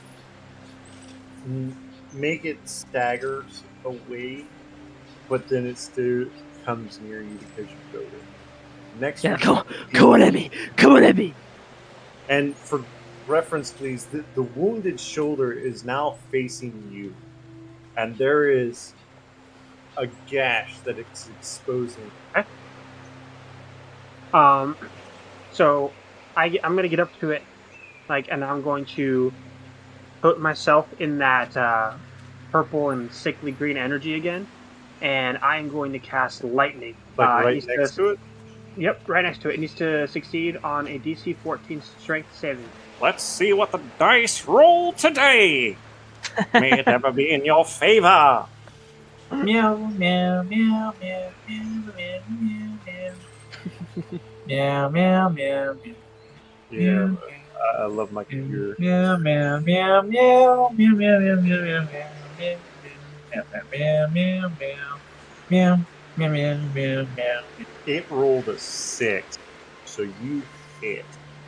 So it's going to get a lash of the purple and green energy bolts out. It's going to take 13 lightning damage as it is pulled 10 feet in a straight line directly at me. Well, as you hit it and it's pulled towards you, it flips, landing on its side. This gash behind its shoulder, you can see its beating heart. And the heart's still going, but this thing is... I use my bonus action to stick my face in there and eat the heart directly out of it. Holy shit. Jesus fucking. You know what? If Is you that- roll higher As a Magul, come on! on a D20, I will say you can. Is this a dexterity check or Yes, just a dexterity check. I want you to roll a dex check higher than a 16 to see if you can eat this still beating heart. That's a 20. So all of you, including First and Nine, as you are now at the edge of this, I hover up just as this happens. Please, I want you to describe in detail how you're doing this. Mind you, the gash is big enough for you to stick one shoulder and your head as well as an arm inside this creature. So tell me what you do to this creature. I run up to it. I grab it by the exposed rib cage. I shove my whole head in there, and I just go to town. Just like Just pull this thing straight out of there. So you literally, everyone sees you dive in this creature. And as you come out, you're kind of do that stand up, arms going to the side, primordial yell, but instead of yelling, they just see a heart. And it's doing what a heart does, spraying. And you are now covered in blood from this creature, Yeah. no longer moving. Well, I left enough for everybody else. Thank you. Yeah. I'd like to walk up to the creature. How big is this creature again? Medium humanoid size. So I'd say it's probably on its four legs. The top of its back just comes to the top of your head. Got it. I'd like to But walk up it's to the standing creature. up on its hind legs would probably be two. Got it. I'd like to just sort of kneel down to its like petrified dead face, and be like, "There was a good fight. It's been a while since I fought someone your size. Thank you for sharing your meat with me." And then I'd like to chow down. Go ahead. This is Grody saying grace. And I'm gonna scoop up a one of the deers that was least messed up, and start walking back to the cabin with it. I am watching all of this, and I just fly above. I'm like, oh, it's a waste of magic. Okay. Can Meow check the body to see if anything interesting? Sure. Perception. This would be a survival check. Survival, right? Every time. Meow only got a 9. Other than its scars on its chest and its hind legs, you can tell this has been in a few battles, but that's about it. Meow proposes meeting it, selling the hide, and then giving the money to Meow's church. You can make money off of pelts? Nearly. Good beds for cats. Oh, so that's why my family didn't have skin on them when I woke up. Can Meow roll to skin the creature? That would be a nature check. Animal handling. Animal handling? Nah. How? It's Technically, dead. It could be both. But I'm gonna say nature check to see what you get. I mean, it is literally handling an Meow got a animal. 9. Meow got a 9. Can Meow try it So, instead? since Grody is there with you, I will say that you have advantage on this roll. Reroll. Meow rerolls with advantage, or Meow just rolls again and adds both This together? rolls again, Okay. and what if? Well, 12. okay, so with a 12, what you're able to get off this that has not been destroyed by Grody and Glees is from the cut to the middle of the stomach, so about chest size on you, piece like from your shoulder. Meow for Meow? Half a hide. I'd say a fourth of a hide. Mortar. Got it. Just if you laid it on your legs, probably just enough to come to just above the knees. We'll say that is done, and all of you caught back up with Glees, and Glees is now at the area, heading back to the cabin where the trail spit, and he's still covered, and it's freezing. Well, I would say freezing to him, but it's more coagulated, and there's nothing else. It is silent, other than a few night owls here and there off in the distance. Here you go, Kevin. I got a deer. As you walk in with that, Kevin sees you and goes, "Dude, are you okay? You're covered in blood." Oh no, you should see the other guy. I'm not gonna lie. If you're the better of the two, the other guy is probably horrible. No, he was pretty good, actually. They took care of it before By I horrible, got I mean physical wise. Not physically, he tasted just fine. Row control. You were about to say something. Are any of you all hurt? Nah, I'm good. I'm fine too. Meow got No a present age from the expect. hide. Meow got a present from the dead animal. Holds up the hide. I also had a present from the dead animal. All right. And she just goes back to sleep. We'll say that the deer is cut up. One of you roll me a nature check to see how well this pelt is taken. And Kevin's gonna roll. Meow got a mixed team. Okay. Kevin's gonna roll as well to see what he can. Okay. Kevin got a 17. Kevin got a 17. On nature. Holy he missed shit. -2, so I rolled a Yeah. 19. Wow. Meow. I can the do a meat nature check. portion very. All right, go ahead and do a nature check to see. Oh, 19. All right. So with your help, you and Kartesh get the skin off. Wonderful. It's immaculate, perfect belt. The meat, on the other hand, the only thing that was not good was from the knees down. That's I can the eat only that. thing Kevin did not touch because he's like, that part's too bony. And Brody, do you want those for? Yeah, I'll do. I will do my best not to touch the meat. Well, I like to cook a little bit of it and then just eat a small amount, and then I'm good. I eat it raw. What's cooked and ate? The night's still young, and Kevin lays down and facing the corner. For all those that need to sleep, this would be a long rest. But my question is, did anyone fix the front door? Meow. Sit outside and just watch over the entrance to the building. I don't actually sleep. I go in like a trance where I'm still aware of my surroundings. So the steps that you're sitting on are carved stone. Like the entirety of this house is carved out of the mountain. And there's no snow on these steps, other than the owls that you hear here and there. There's nothing moving. Meow casts mending on the door.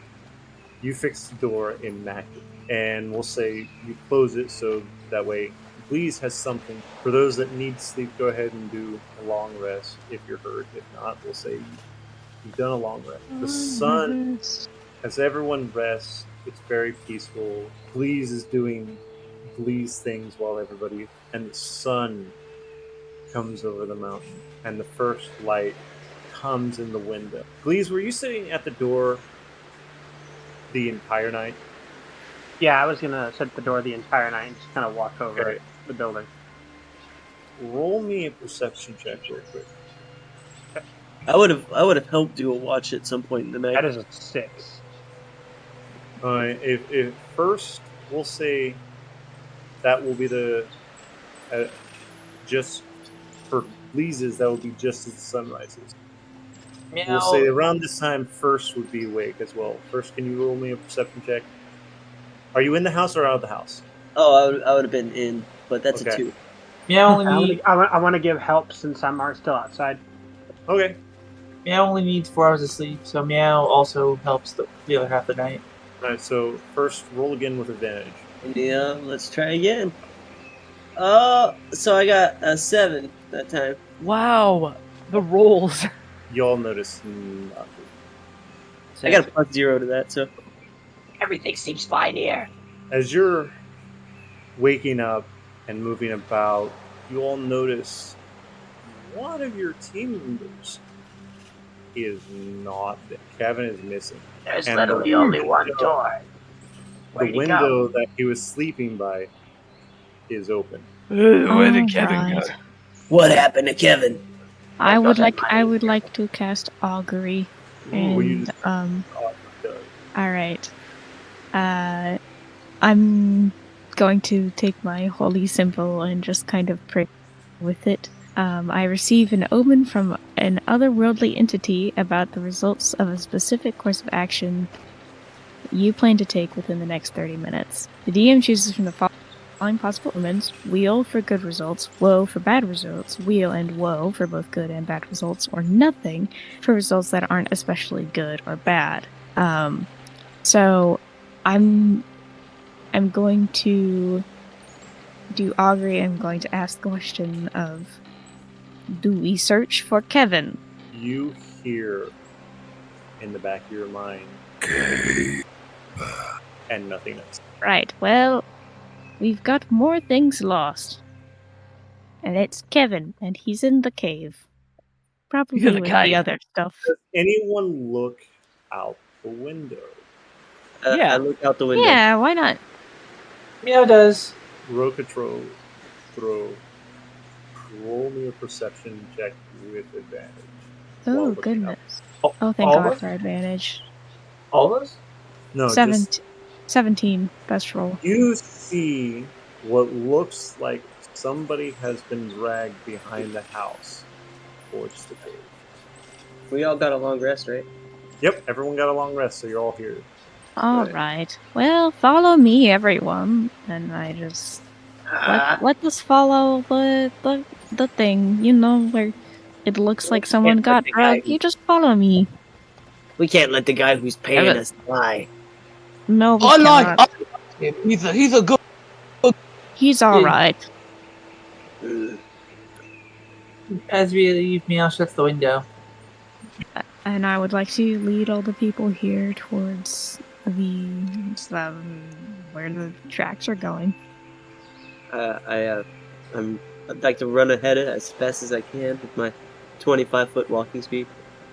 I also have a 25-foot walking speed. We'll say with all of I'm you just hopping along. running, you get to the edge of the cave, and off.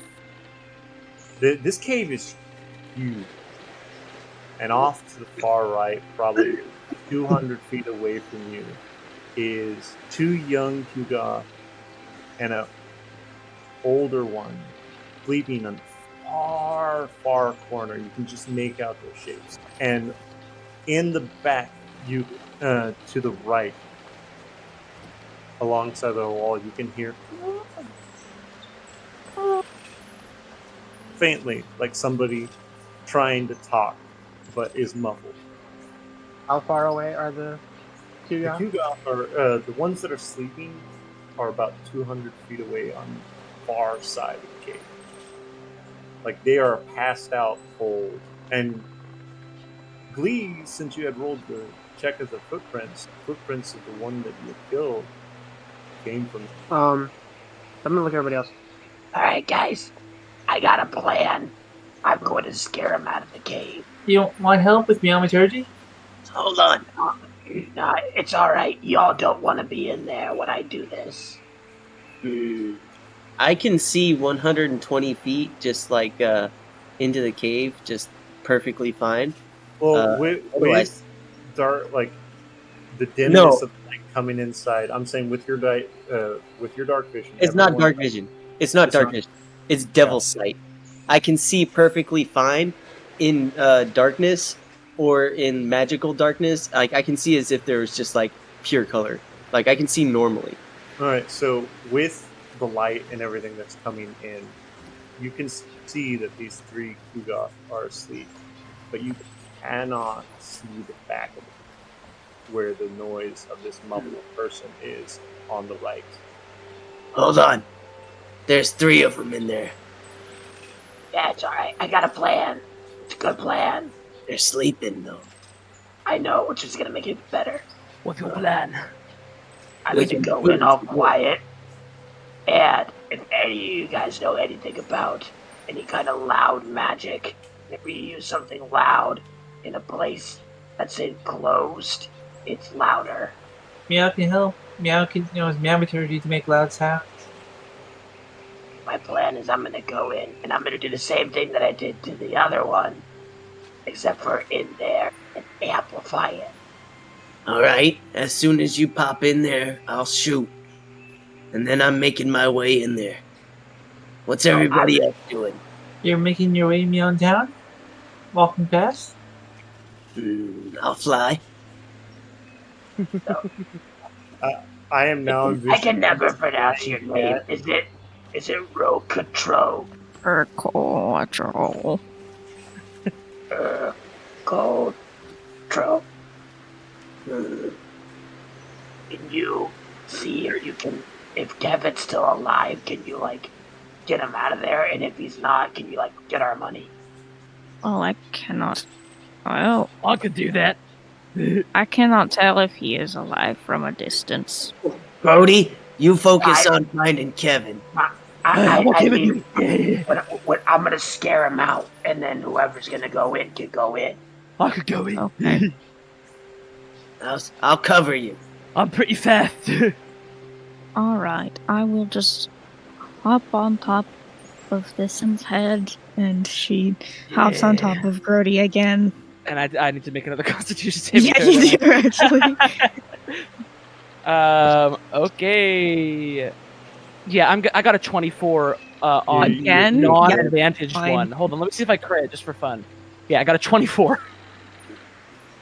Even So your you're- second. This is a duo. Yeah, even Basically, your lowest oh one. my God. This is normal. Yeah, and if Kevin is hurt, I will heal him. And then we could get Kevin and we could get the other magical items too. Yep, Yeah. exactly it. I am going to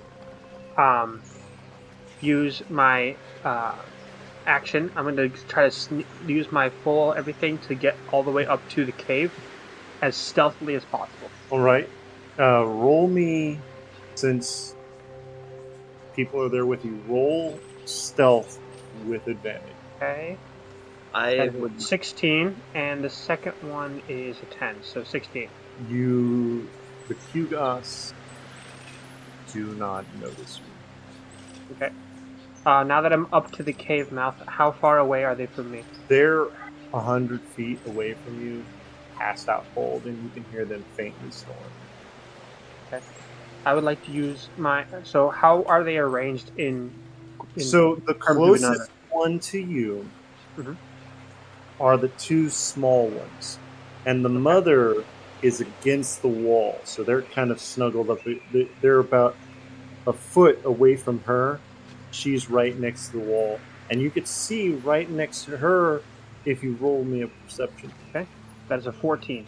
Okay, so yeah, definitely with everything that you know, you can see there's a Kugos-shaped indent on the ground of the cave floor, about the size of the one that you fought last night.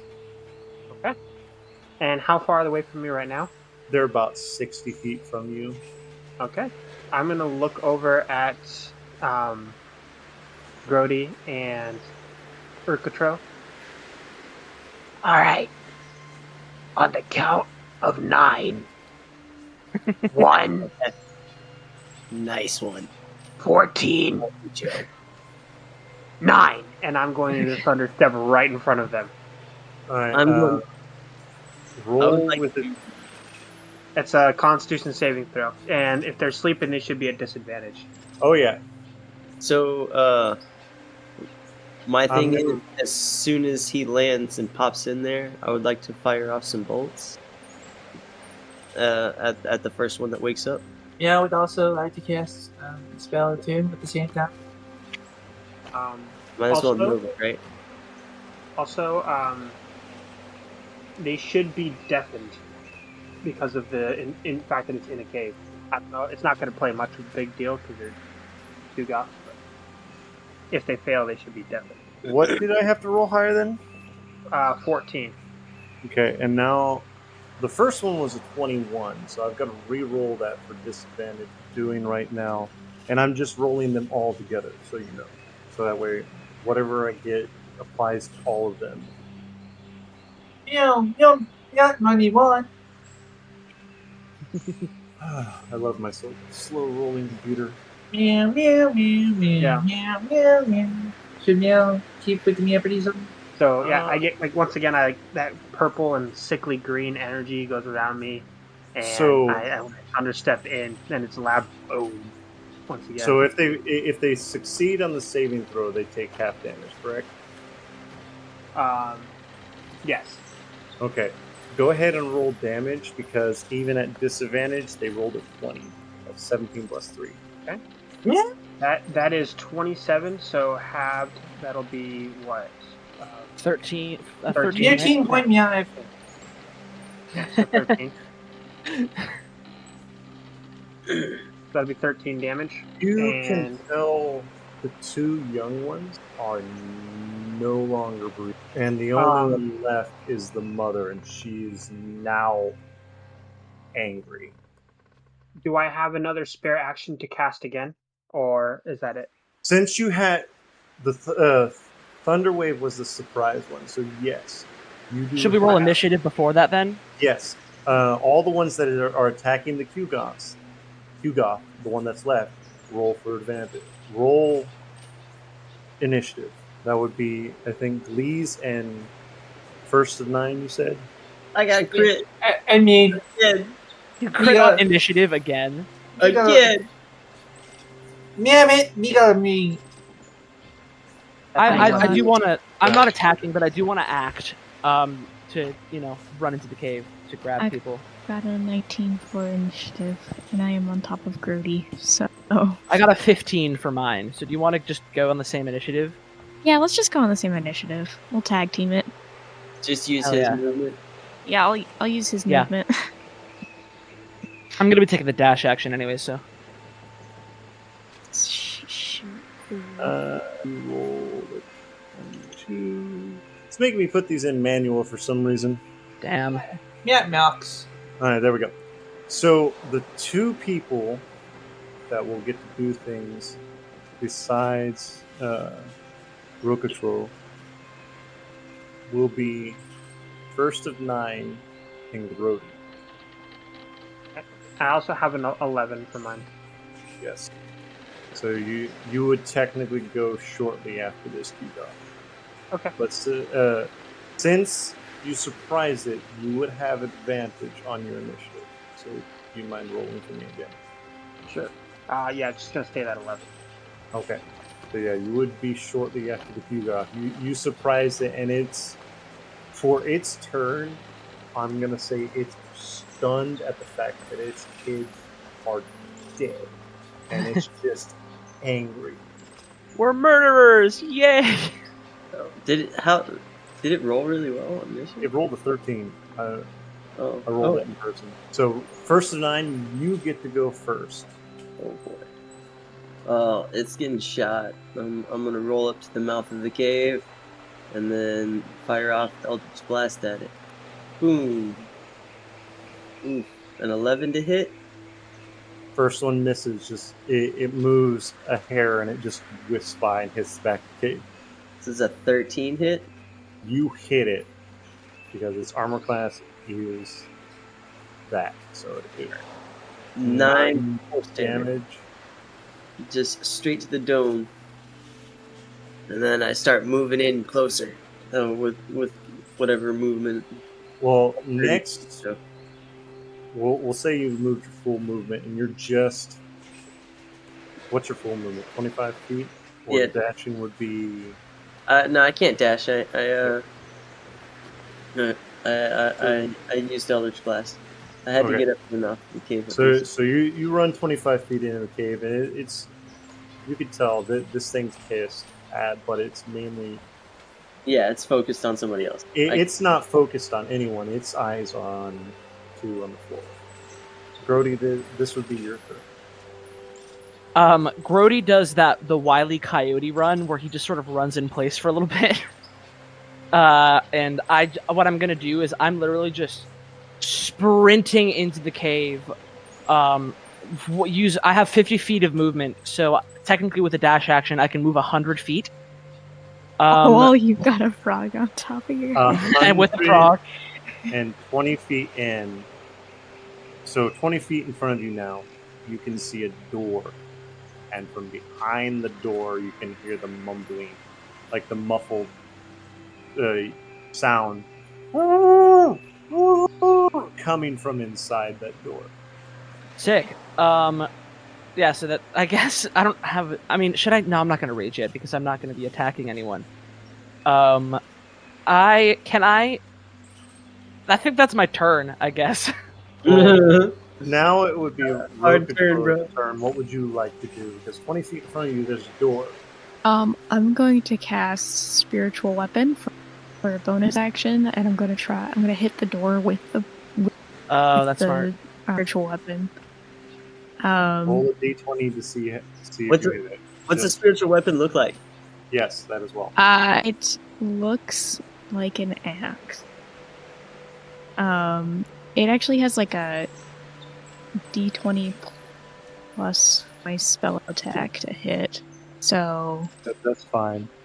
9. No. You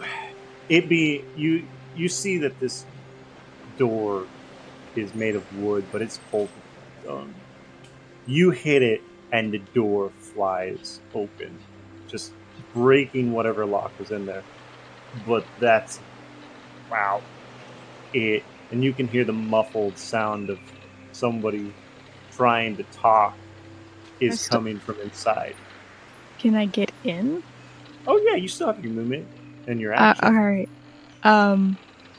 I'd like to hop down and then into the room, and I'm gonna cast resistance.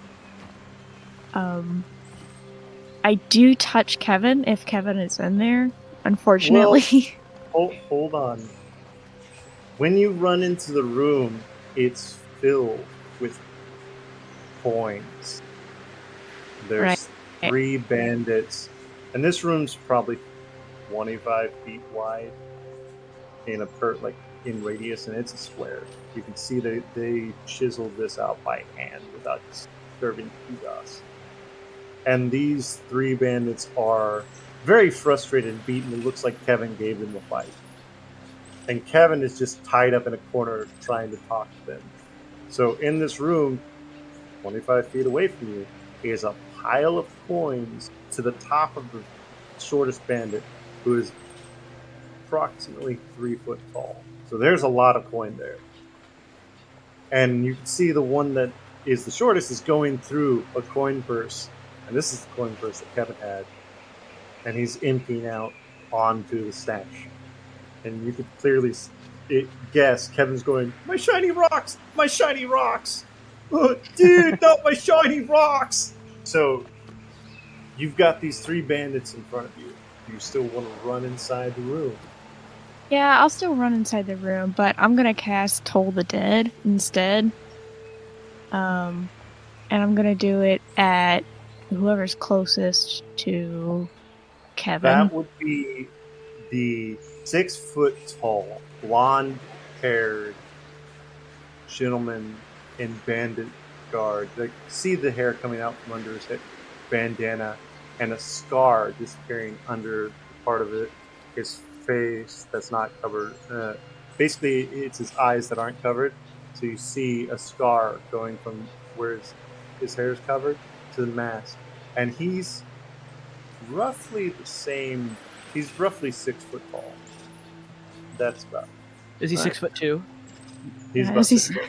Hell, is he Aw, 6'2"? man. Is he 6'2"? Damn, I'm at 6'2". The one behind him is 6'2".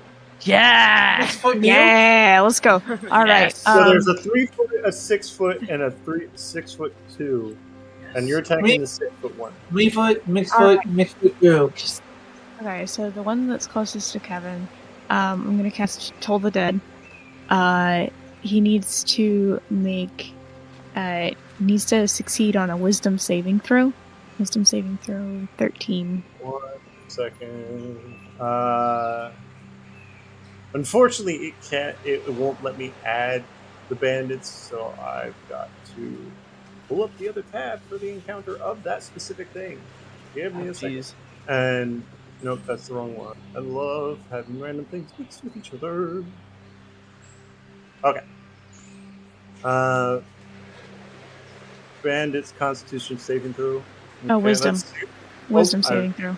Well, then I will subtract the 1 because their wisdom has no modifier. Whoop. Yeah, the only thing bandits get a plus in is Dex and Con. So whatever I get, I'll just have from that minus take off the 1, so it'd just be whatever natural it rolls. What do I need to roll higher than? 13. That bandit rolled a 5. Great. Is he missing Very nice. any hit points? He's missing 2. Great. That's enough. He's gonna take 2d12 damage.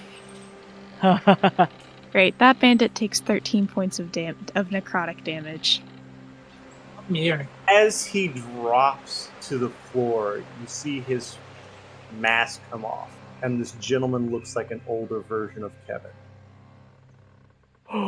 And you see Kevin burst in as the other two start running at you. Shit, I already used my bonus action. That's alright. I've got Revivify. What was your initiative? I was on 19, but me and Grody were going on the same initiative. Well, so it's whatever. We're both at 15 then. Yeah, we're both 15. Okay. These two bandits will, since you're the only one in the room, are both going to try to take a scimitar attack at you. Oh shit. I'm not even in the room yet. You're No. not. And now that you're noticing, the gentleman that's 6'2" has same features as the one that just hit the floor. And the one shorter is a gnome. They're clones. No, a gnome. I know, they're clones. One of them just happens to be a gnome clone.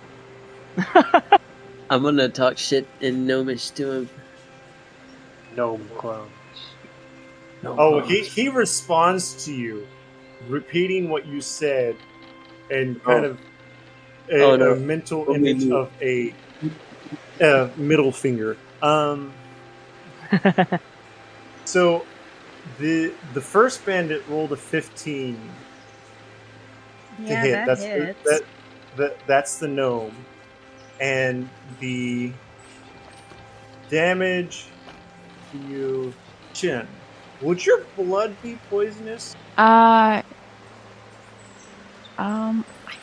mean, Since no, touch- because it's just the skin. Because it's a secretion. It's not. Yeah. I was gonna say, if it's in your blood as well. I mean, if he touches me, he's gonna have to take 2d4 poison damage if he fails a Constitution saving throw. So the gnome hits you for 7. okay.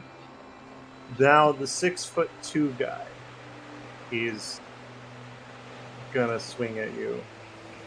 Ouch.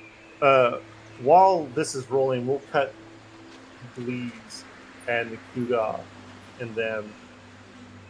Bleeds, what do you want to do to this Kugoth that is frozen and staring at its children that are now dead? Yeah, so I'm going to use my action to cast Shadow Blade as my Kusarigama gets coated in like this black necrotic shadow. And Don't worry, I'm gonna send you to meet him. I'm gonna kill this thing right here. Alright, roll for it. Alright, that'll be a 13 to hit. You hit it. Alright, and that is going to first up, that is the damage from the actual blade itself, which is 4 slashing damage, and then an additional 13 necrotic. So 17 damage in total. Yep. You can tell after this hit, it's no longer stunned, but it's hurt.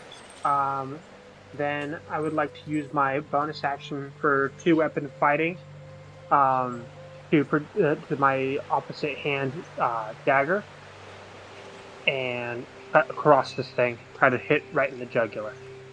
Go ahead, see if you can hit. That'll be a 23 to hit. You hit. And that'll be 6 slashing. You cut its throat just enough to see a small trickle of blood. And there's a line there, but not deep enough to go all the way. All right. Tough one, are you? Next would be Karatak. Kid Meow dash into the room with the bandit. Kid Meow use movement to run into the room with the bandits. What's your movement speed? Nearly 30. You would, with dash, you would get just behind Growth. If Meow used 30 feet of movement, would Meow be able to see through the room? See into the room and have visual line of sight on the bandits? You would see that they were attacking. Like Grody can see that Rokatro is being attacked. So if you were behind Grody, you would see them attacking. You would be able to just see the arm of the 6'2" gentleman as he rolls a 10 and misses Rokatro very badly, kind of stumbling into the doorway so you can see him. Does he stumble into me? He brushes against you. So Meow will. His skin is covered in leather, so it doesn't do anything. Damn. By the way, the bandits are wearing a dark, thick leather, and it's gloves, shirt, pants, mask, hat. All of it is the exact same color, and there's this white R sewn into the right shoulder of each one of them. So, Karatash, what would you like to do? Meow will run 30 feet to see, and then attempt to cast Guiding Bolt on the bandit. Yeah, with the range that you should be able to hit. Yeah. Well, Meow runs. Meow. Meow. 1 second. There's a money move hit.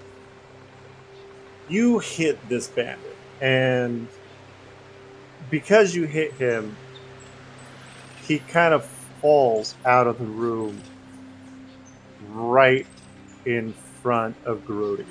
And just for information, this is the giving advantage to the next hit. So go ahead and roll damage for this. Okay. For Guiding Bolt, that's gonna be a mix. Well, go. Money 1. So you just. This dude is dead. Basically falls dead in front of you. And the only difference between him and Kevin is the jaw. Telly is a family relationship, is a family relative, but uncle, second uncle, cousin possibly. So he dead, just falls dead in front of Brody, and now it in front of Rokatro is the gnome that's not doing anything. And since Kevin can't move other than kind of scream, we will pass them. For those that are still in the cave, it will go back to First of 9. First 9, what are you doing? Is that thing still alive? The Qgoth? Yes, it is still alive. Okay, can I move up to where I can kind of see what's going on in the room?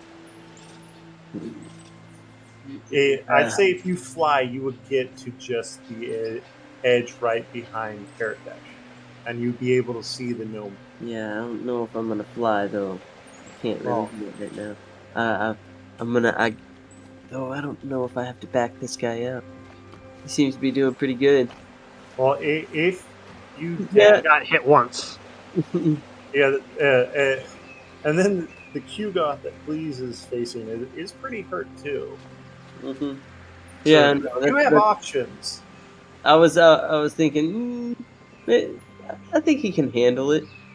I'm gonna use my action. I'm gonna cast Fly, and I'm gonna start hovering, and then I'm gonna get really close into the door, and just kind of fly right and hover right above where Rakotro. That's it. No, I didn't say it. Oko Meow. Well, I'm gonna just say Trove. That's okay. Yeah. All Whatever. right. Thumbs up, but I'm flying right above you, and I can't really do anything else.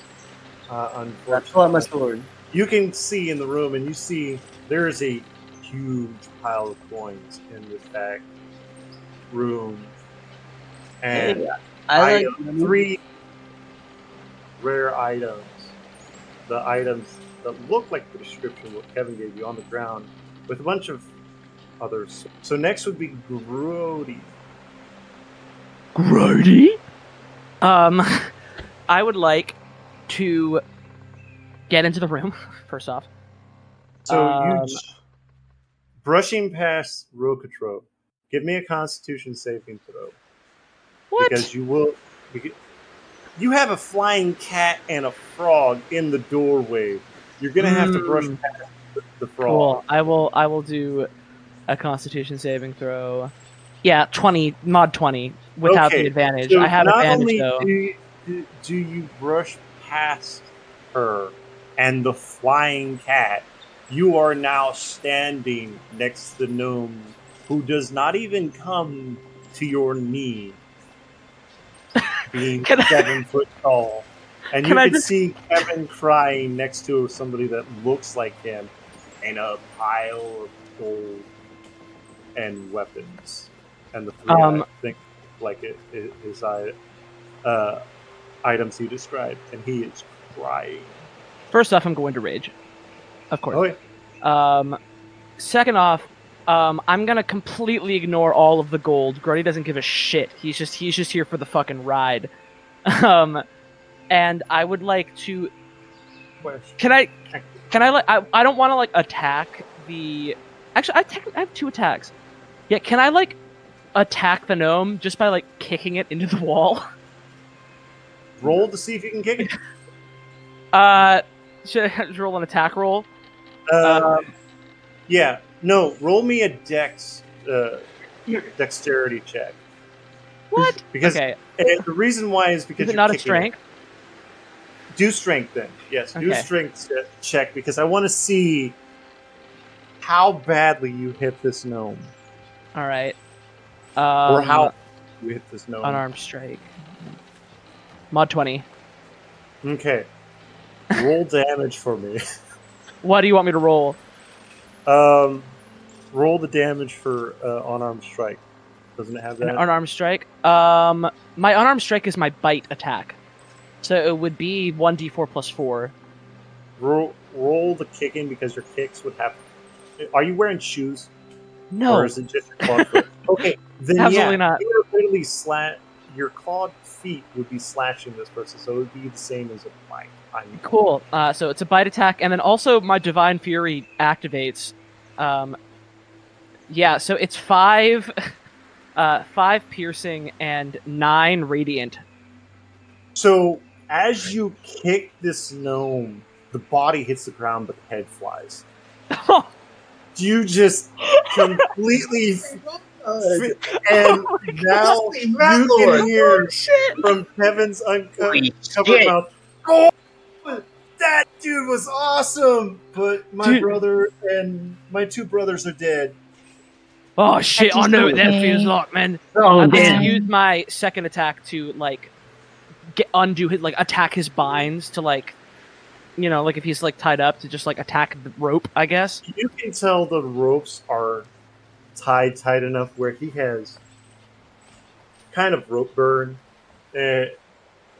and he's looking at one of his brothers, and he's like, "I didn't know what happened to him, dudes. I didn't think they would become bandits. And the gnome you kicked, that was my tutor." Oh shit! You want me dude. to heal them all? No, it was No. jerks. You don't want me to heal your family? No, because now I would be first in line getting my dad's money when he dies. They did kidnap him. Well, You know. which Can I'm gonna it's go either me or my sister that gets his stuff and does whatever she does, and I doubt he's gonna pick her. Have I undone the ropes? Oh yeah, you've undone it, and now well, while you're looking around the room, we're gonna hop back to Glees and this Kugoth who is now no longer stunned and is going to try to swipe at you. And here's the thing about Kugoths. When they're wounded with 10 hit points or fewer, they can do a 2d6 per hit, if they hit, and its health points is exactly 10. So I'm Can I gonna see if can I I hit. present myself in order to give it advantage on hitting me? If you want to give it an advantage, roll an animal handling check for me real quick. No, I wanted to give it I want to give it advantage on hitting me. Okay, then give it advantage. You got a Yeah, 10. I literally just stand up, stretch my arms out, and like hit me. Let's see what it rolls to hit you. I love my slogan. I tried getting into this encounter with my phone, and it didn't even register that it was there. Oh wow! Okay, it's still rolling. For a second, I thought it stopped. All right, so it rolled a natural 20 plus 5. Oh yes, okay. I'm going to activate my special ability, which is my trait. Um, my special trait that comes with my feats, and that is share your pain. And Let's see how much damage it does to you with Wounded so Fury. whenever Because I take damage from a critical hit as a reaction, I can cause that damage to a creature of my choice as psychic damage. So I want to deflect it right back at him as psychic damage. that's fine. Let's see what it gets in the roll, because it gives it plus an extra 7. So whatever it rolls, it's pretty much you sharing your pain is gonna murder itself. Exactly. So its head's gonna blow off as soon as you bite it. As soon as it bites you. Well, it's not biting you. With Wounded Fury, it does a claw attack, and that would be 10 damage plus 7, so 17. Wouldn't that be When doubled it too? Because he crit. hits, well, and that's what I'm saying. So Yeah. So let's doubled. see. It would be 17 doubled. Got it. My brain just Pretty did a more. video. And when it hits you, the claws to you feel like a feather. But you release the energy, and this Kuga is now adorning the wall and is not alive and just hits the floor. Well, maybe next time. And I'm gonna walk over back to where everyone else is at. As you all walk in the room, there's 3 foot tall pile of gold and weapons and the items that Kevin described. And that's where we're going to end it.